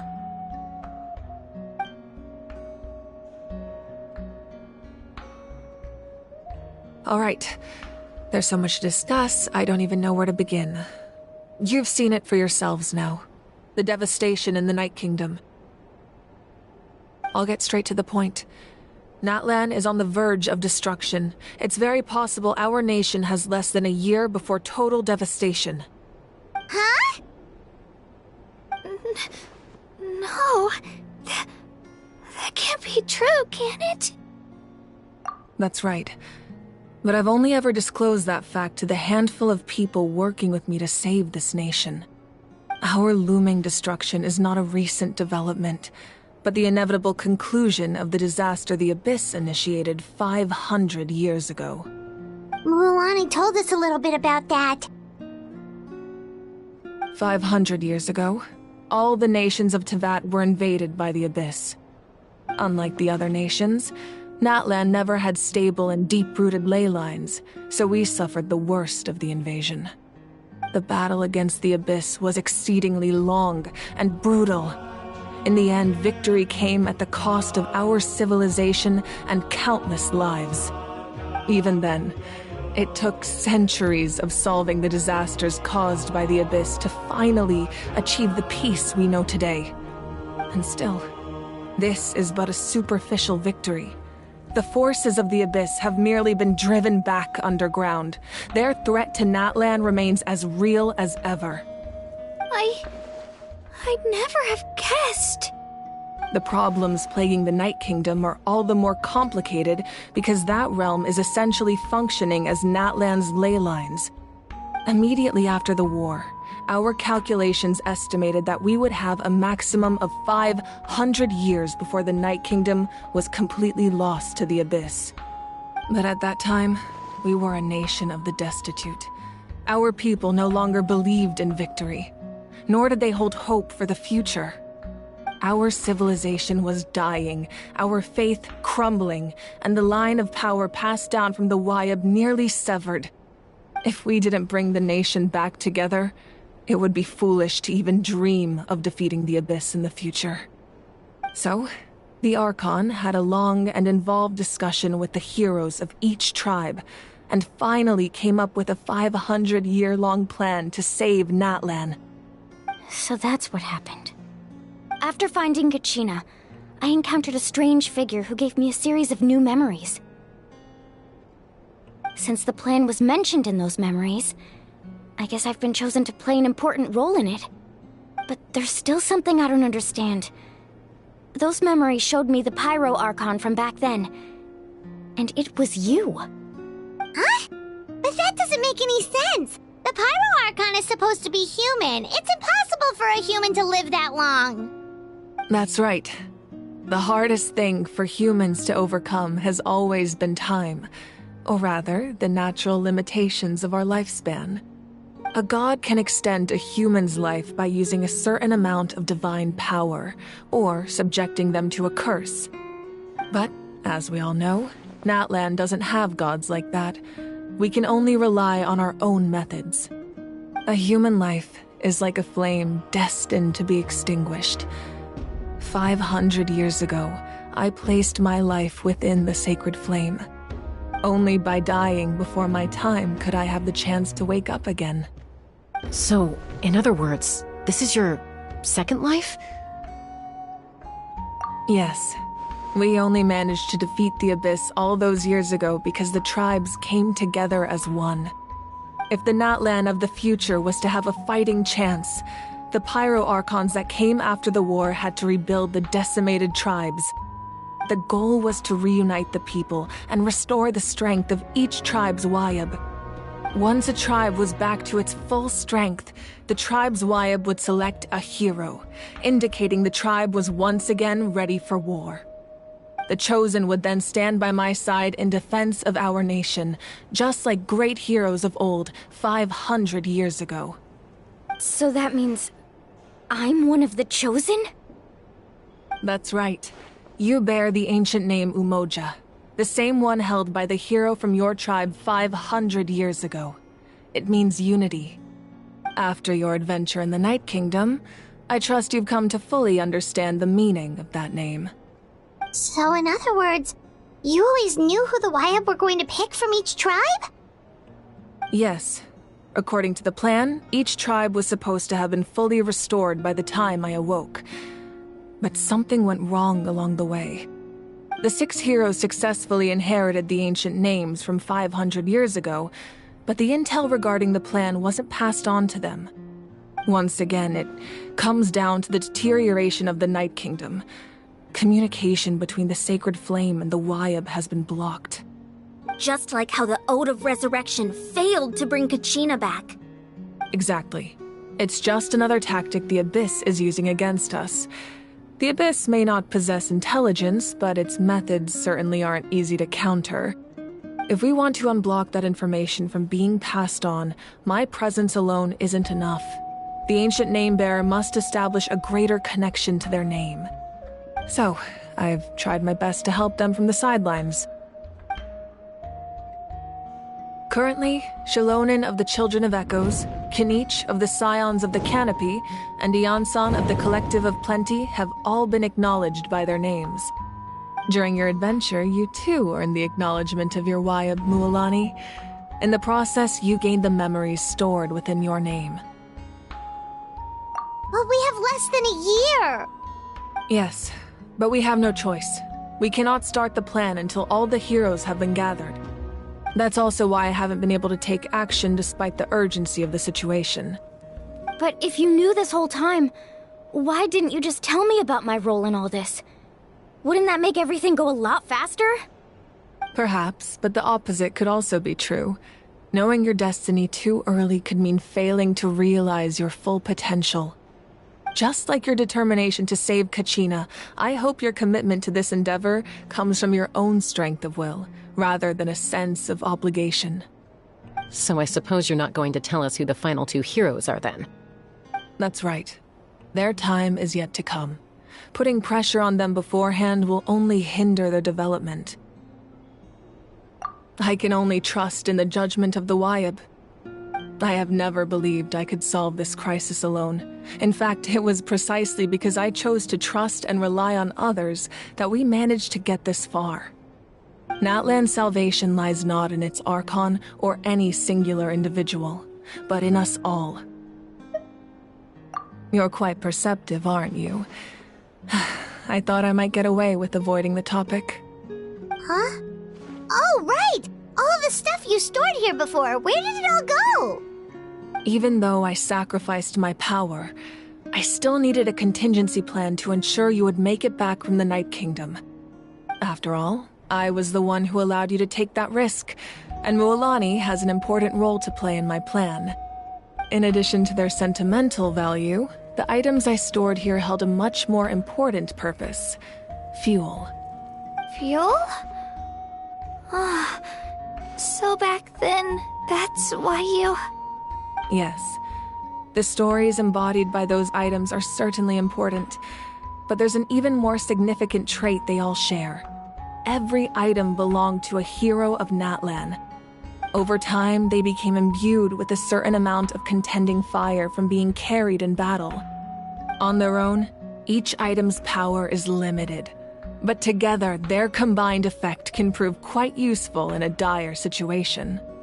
By burning those items, I was able to activate the contending fire stored within them to open the boundary between the 2 worlds. It was a rather crude approach, so all their power was depleted in an instant, as you can see. But aren't they all precious treasures? What about their stories? That's exactly why I dragged you all here. No matter what, I never wanted the Pyro Archon to have to use that power. Oh, I'm so sorry. You have nothing to be sorry for. You all deserve my thanks, actually. If you hadn't saved the totem pole, that area of the Night Kingdom would have been forever lost to the Abyss. And then, it would only be a matter of time before the Children of Echoes was met with disaster. Besides, when those heroes entrusted their belongings to me, or the Pyro Archon of their time, it was out of a desire to contribute to Natlan's survival. If they knew those items helped save the present-day heroes of Natlan, they would not mourn their loss. Even when you put it that way, I still feel bad. There's no need. Remember what I told you about time? The people and the events of the past are never truly lost to us. We simply carry them with us in a different form. In that sense, we didn't lose anything at all. If you still have regrets, let them fuel your resolve in the battles to come. Your deeds will become new legends and nurture new forms of power just like the items once stored here. Well, we'd still like to return the favor. Well, if that's the case, just treat me to a drink sometime. Now that Kachina has returned, we can finally hold the victory feast and celebrate your team's triumph in the Night Warden Wars. And we could all use the rest, that's for sure. Plus, you'll be able to silence everyone who doubted you once and for all, Kachina. Still, now that I know the danger we're facing, having a victory feast doesn't feel right. Try not to let it get to you. It's important to stay calm. Worrying about it will only affect your judgment. All right. You should head out. I'll join you in a bit.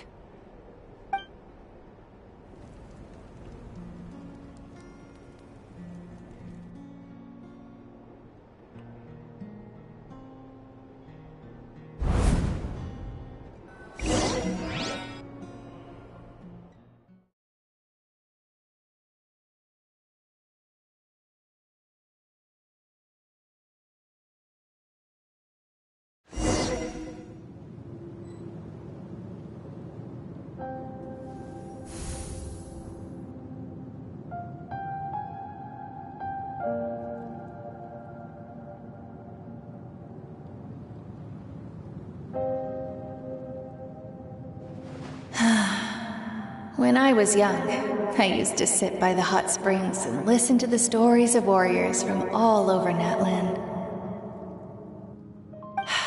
They attract people from all walks of life. Friends come easy here, no matter what tribe you're from.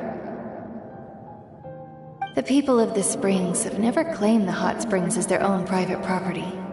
They are there to bring all hot spring buddies together.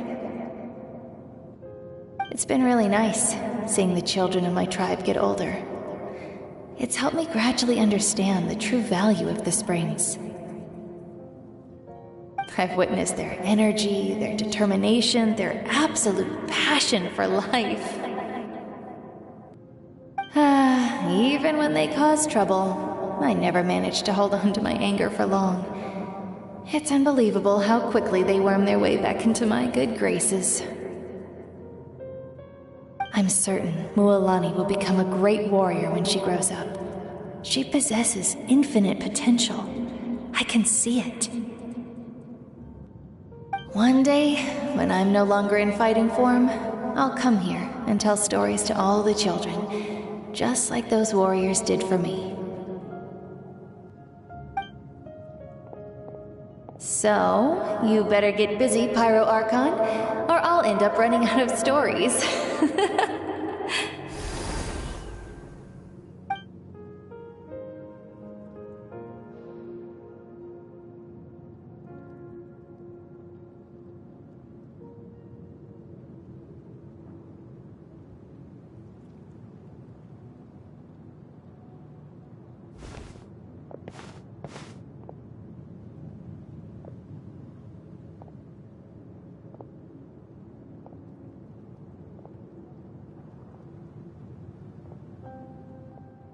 Our nation is engulfed in darkness. Our tribes stand divided, and yet you promise victory in the distant future. The Abyss is a cunning enemy, one that I faced in battle many times. Were that not the case, I would never understand exercising this degree of caution. My rage will never know absolution. Then my power will no longer aid you in victory. But you came to me because you knew you could convince me with just a single sentence. I understand your choice. The heroes of today will forge the path ahead with blood and fire. Just remember to earn us the victory we are owed. Otherwise, rest assured, I'll find a way to collect the debt. For Natlan.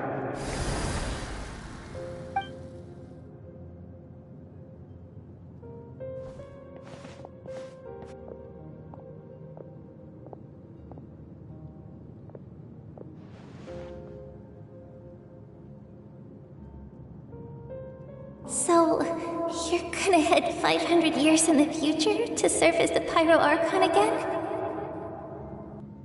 But what about the you from right now? You're just gonna die? You can't ask her those questions and expect her to answer, my dear. The decision is hers to make, and she deserves our support. We will do everything we can to rebuild the tribes. Don't you worry. Even across time, we will all do our part to fight for Natlan's future. Yeah, Mom's right. We'll always believe in you, sis.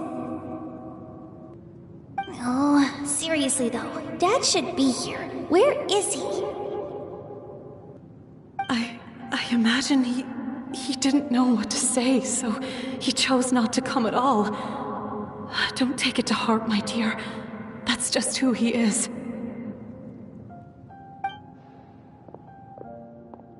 Just remember, no matter what happens in the future, we will always love you.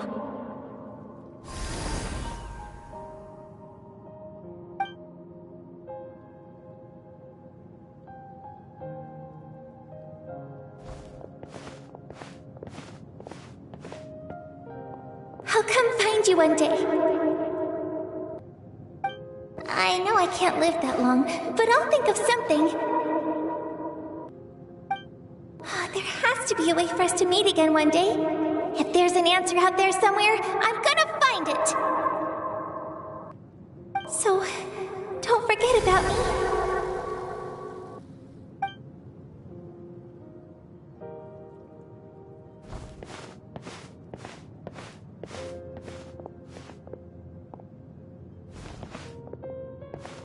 If that's your decision, then you have my full support, Archon. May our children live to see such a lovely son. For Natlan! No one fights alone.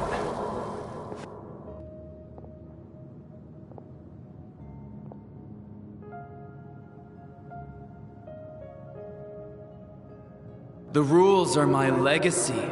They shall grant us the strength to overcome the next tragedy.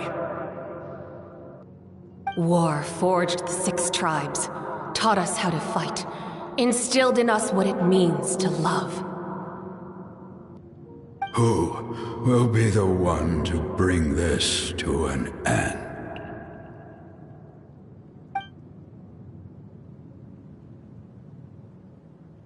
We are the inheritors of memory and legend. Those who grew alongside sun and wind. Those who forged our own destiny and future. That is Natlan's fire. The lifeblood of our nation.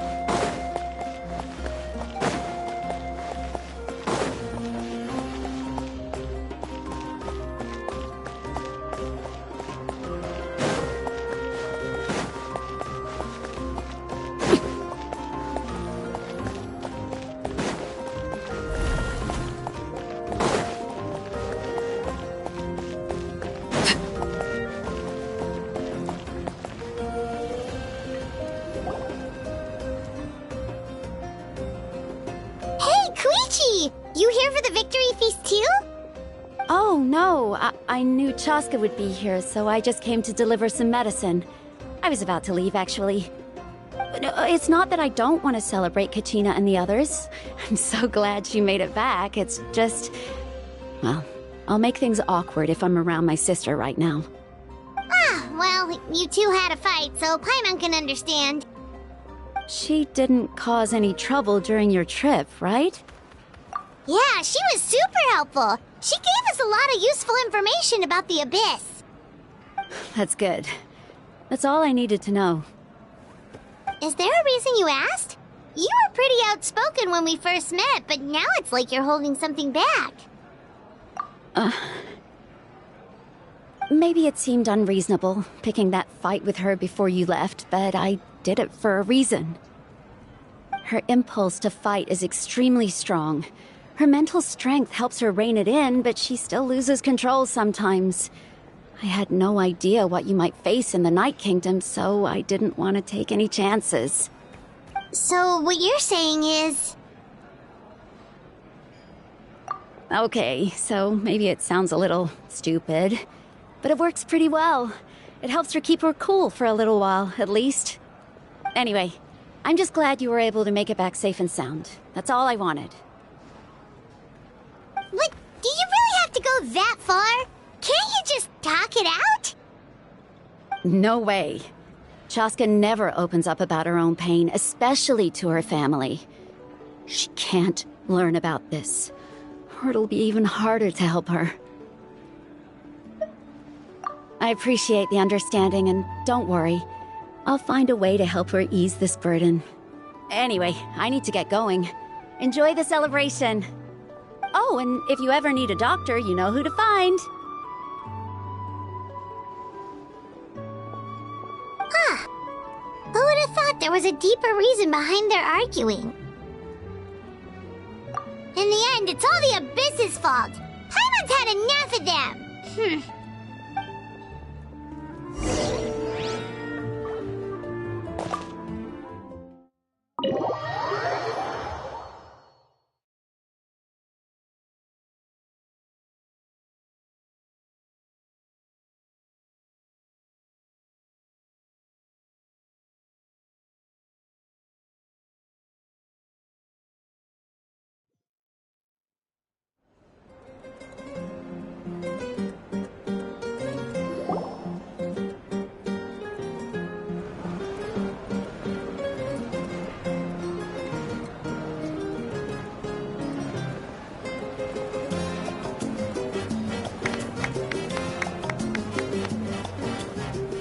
Let's give a huge round of applause to our brave young warrior, Kachina!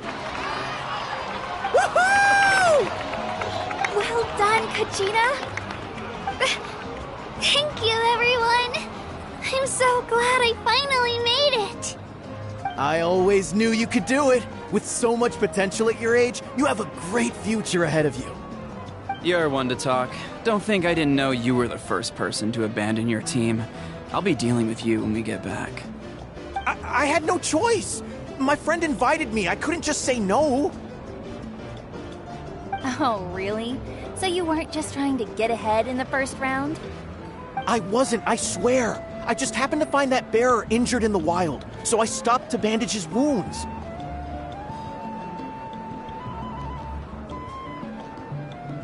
When he insisted on repaying the favor, what was I supposed to do?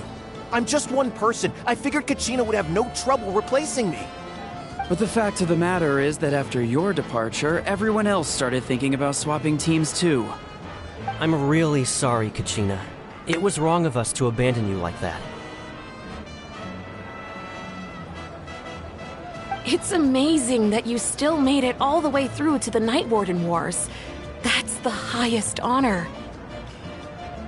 So, what about you guys? Did you make it far? Our team captain drank too much the night before the competition and turned up late to the stadium on the day. We got disqualified.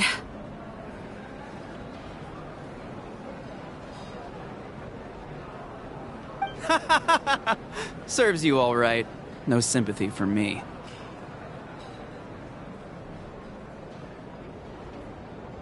Alright. There's no need to be like that, Uncle Pakal. Dear friends, I'd like to say a few words. Firstly, I'm grateful to my friends and our great Archon for helping to bring me back. This traveler and his companion Paimon are some of the strongest people I've ever met. If they were allowed to participate in the pilgrimage, I have no doubt that they'd win the whole thing. They've agreed to let me learn from them. With their help, I believe I can become even stronger still. And let's not forget my good friends, Moalani, Chaska, Kanich, and Aeon-san. They all helped the Traveler and Paimon figure out a way to bring me back from the Night Kingdom. They too deserve to be called our heroes, so please give another round of applause for them. Thank you so much. Well said!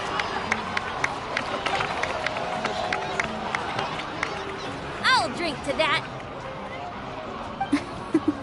How does it feel being a hero, Kachina? To be honest, it's a bit overwhelming. It all just feels so surreal. Well, you better get used to it. Next up, undefeated champion! Hey, please don't make fun of me.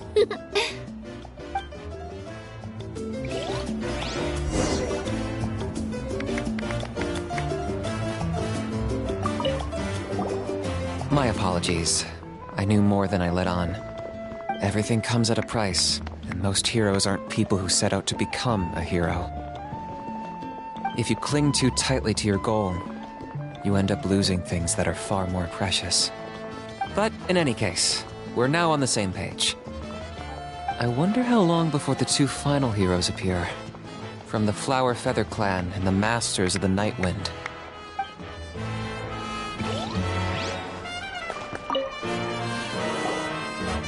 At previous victory feasts, you'd always find me in the crowd singing and dancing.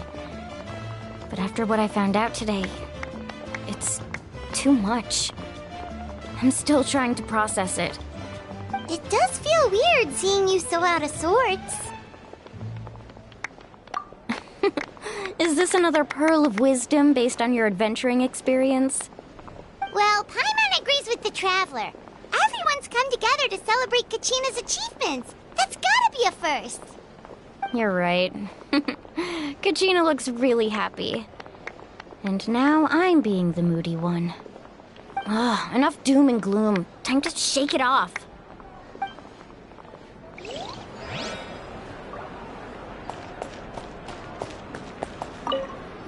It's rare to meet travelers as strong and brave as yourselves. I raise my glass to you. Anyway, my sister's already gone back to our tribe. She has patients to treat. Oh, we actually ran into her on the way here and, well, Paimon just thinks she really cares about you. Yeah, I'm planning on visiting home myself in a few days. To tell her and the rest of the family that they need to be extra careful. I just hope they take it seriously. The Abyss has likely sensed your arrival in Natlan by now. So exercise caution on your adventures as well.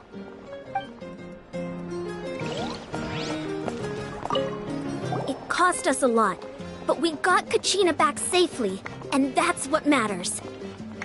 There'll be even tougher challenges coming our way in the days ahead, though. We'll have to train harder, make sure we're in peak condition. That includes you, Paimon. I can do a special one-off session to show you the ropes. Interested? No thanks.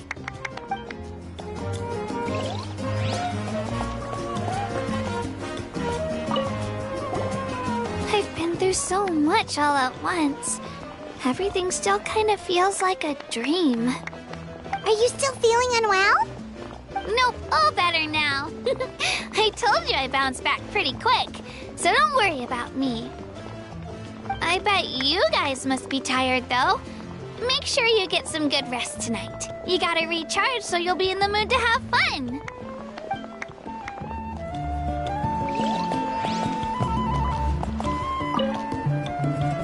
All right, Kachina, let's party!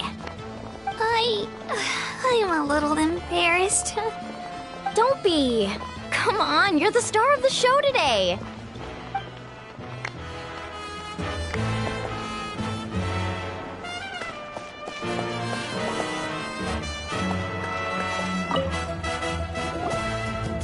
Ah, you're here. Have some fruit juice. I got it specially for you two.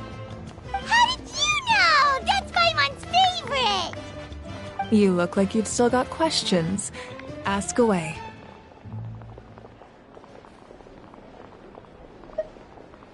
Because they had their own lives to live.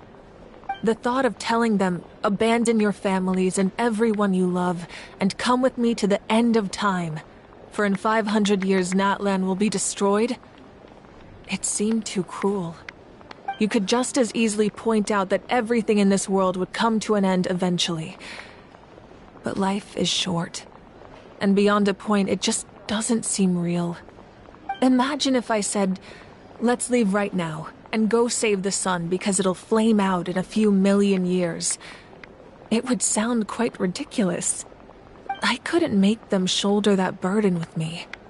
Besides, every generation will have its heroes, this one included.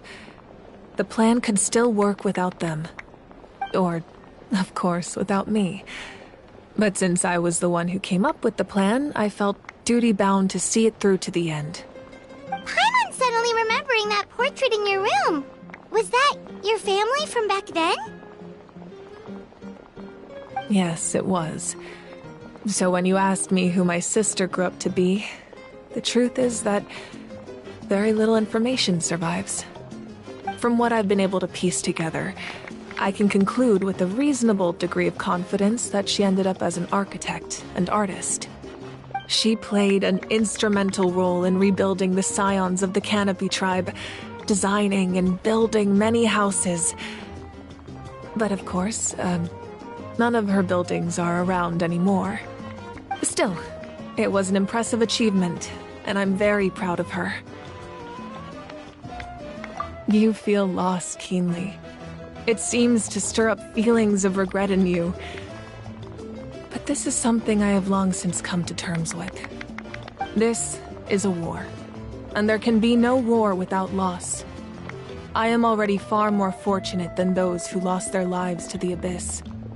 The people of Natlan look to me as their Archon, and the weight of their expectations is mine to bear.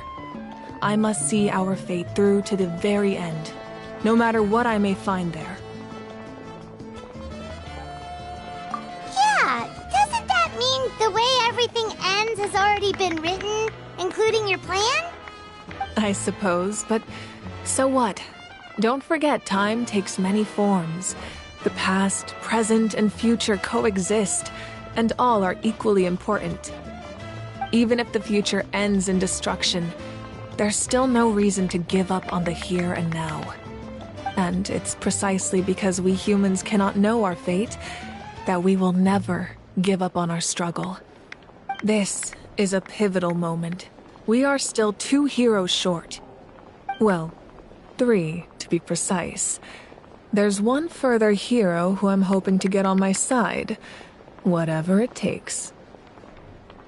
Your resistance to the corrupting power of the Abyss is truly remarkable. It would easily make you an all-important figure in the upcoming battle. If you agree to join us, you will not only gain my full support in your journey, but I will also forge a brand new ancient name for you. Ancient names can be forged? They can. Several strict conditions must be met, but if they couldn't be forged at all, then the number of them in circulation would have long dwindled to 0. Possessing an ancient name would mean that your adventures in Natlan are recorded in full. Your stories would be remembered by our people for all the years to come. The Ode of Resurrection may have temporarily lost its power, but still, take this as my personal guarantee that I shall never let you fall. Just like in the Night Kingdom, I will be there for you.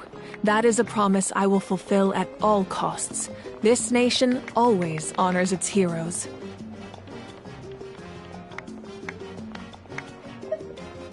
Yeah, we can't just ignore the situation here. Wonderful. Then I'll reach out to Shilonen right away.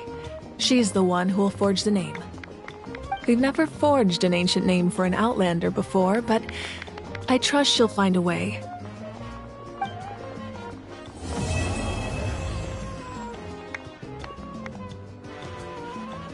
My lord, we've received word that the Pyro Archon has lost much of her power. Although your injury complicates things, this is most certainly the opportune time to seize the Gnosis. Victory and defeat are rules, not outcomes. I have never taken advantage of an opponent in a time of weakness, and I don't intend to start now. As for you, I must confess, I did not expect that little trick of yours to save the day. No matter how dense the fog, as long as the sun remains, we cannot turn day into night. She could have dispelled it. She simply chose not to. You don't have much time, and you're injured on top of that. What do you plan to do next? I'm beginning to see just how useful you may turn out to be. You heard something from here, didn't you?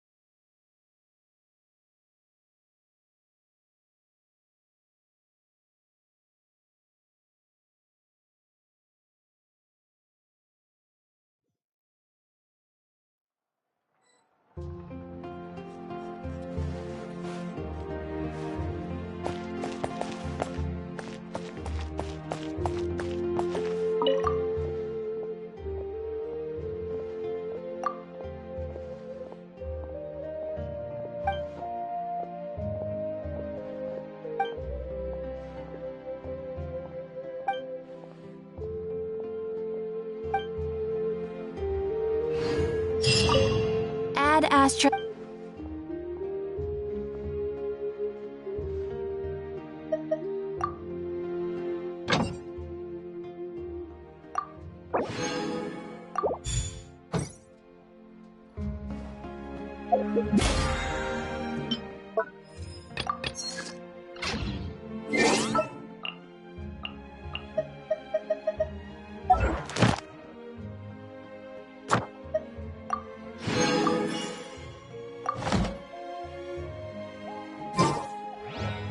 Add Astra.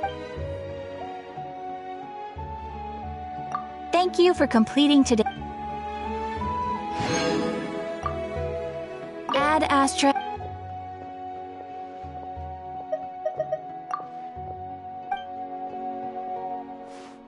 I'm heading east. Is the ability to not get lost some sort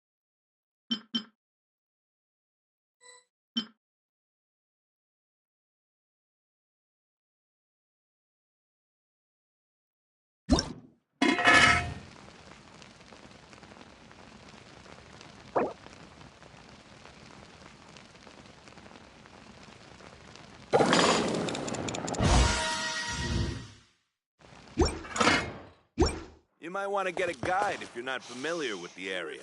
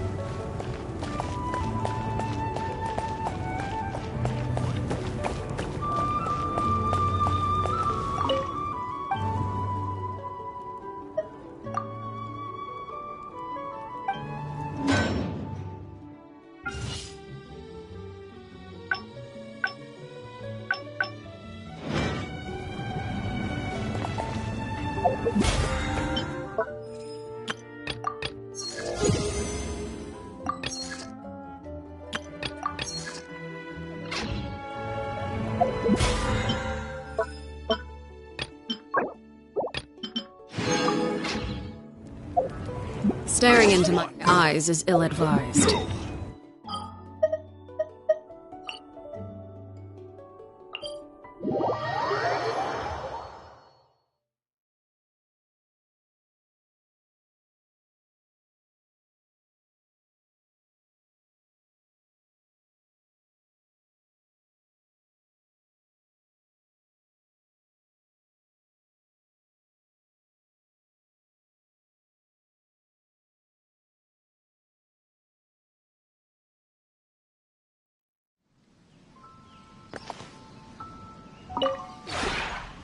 This red...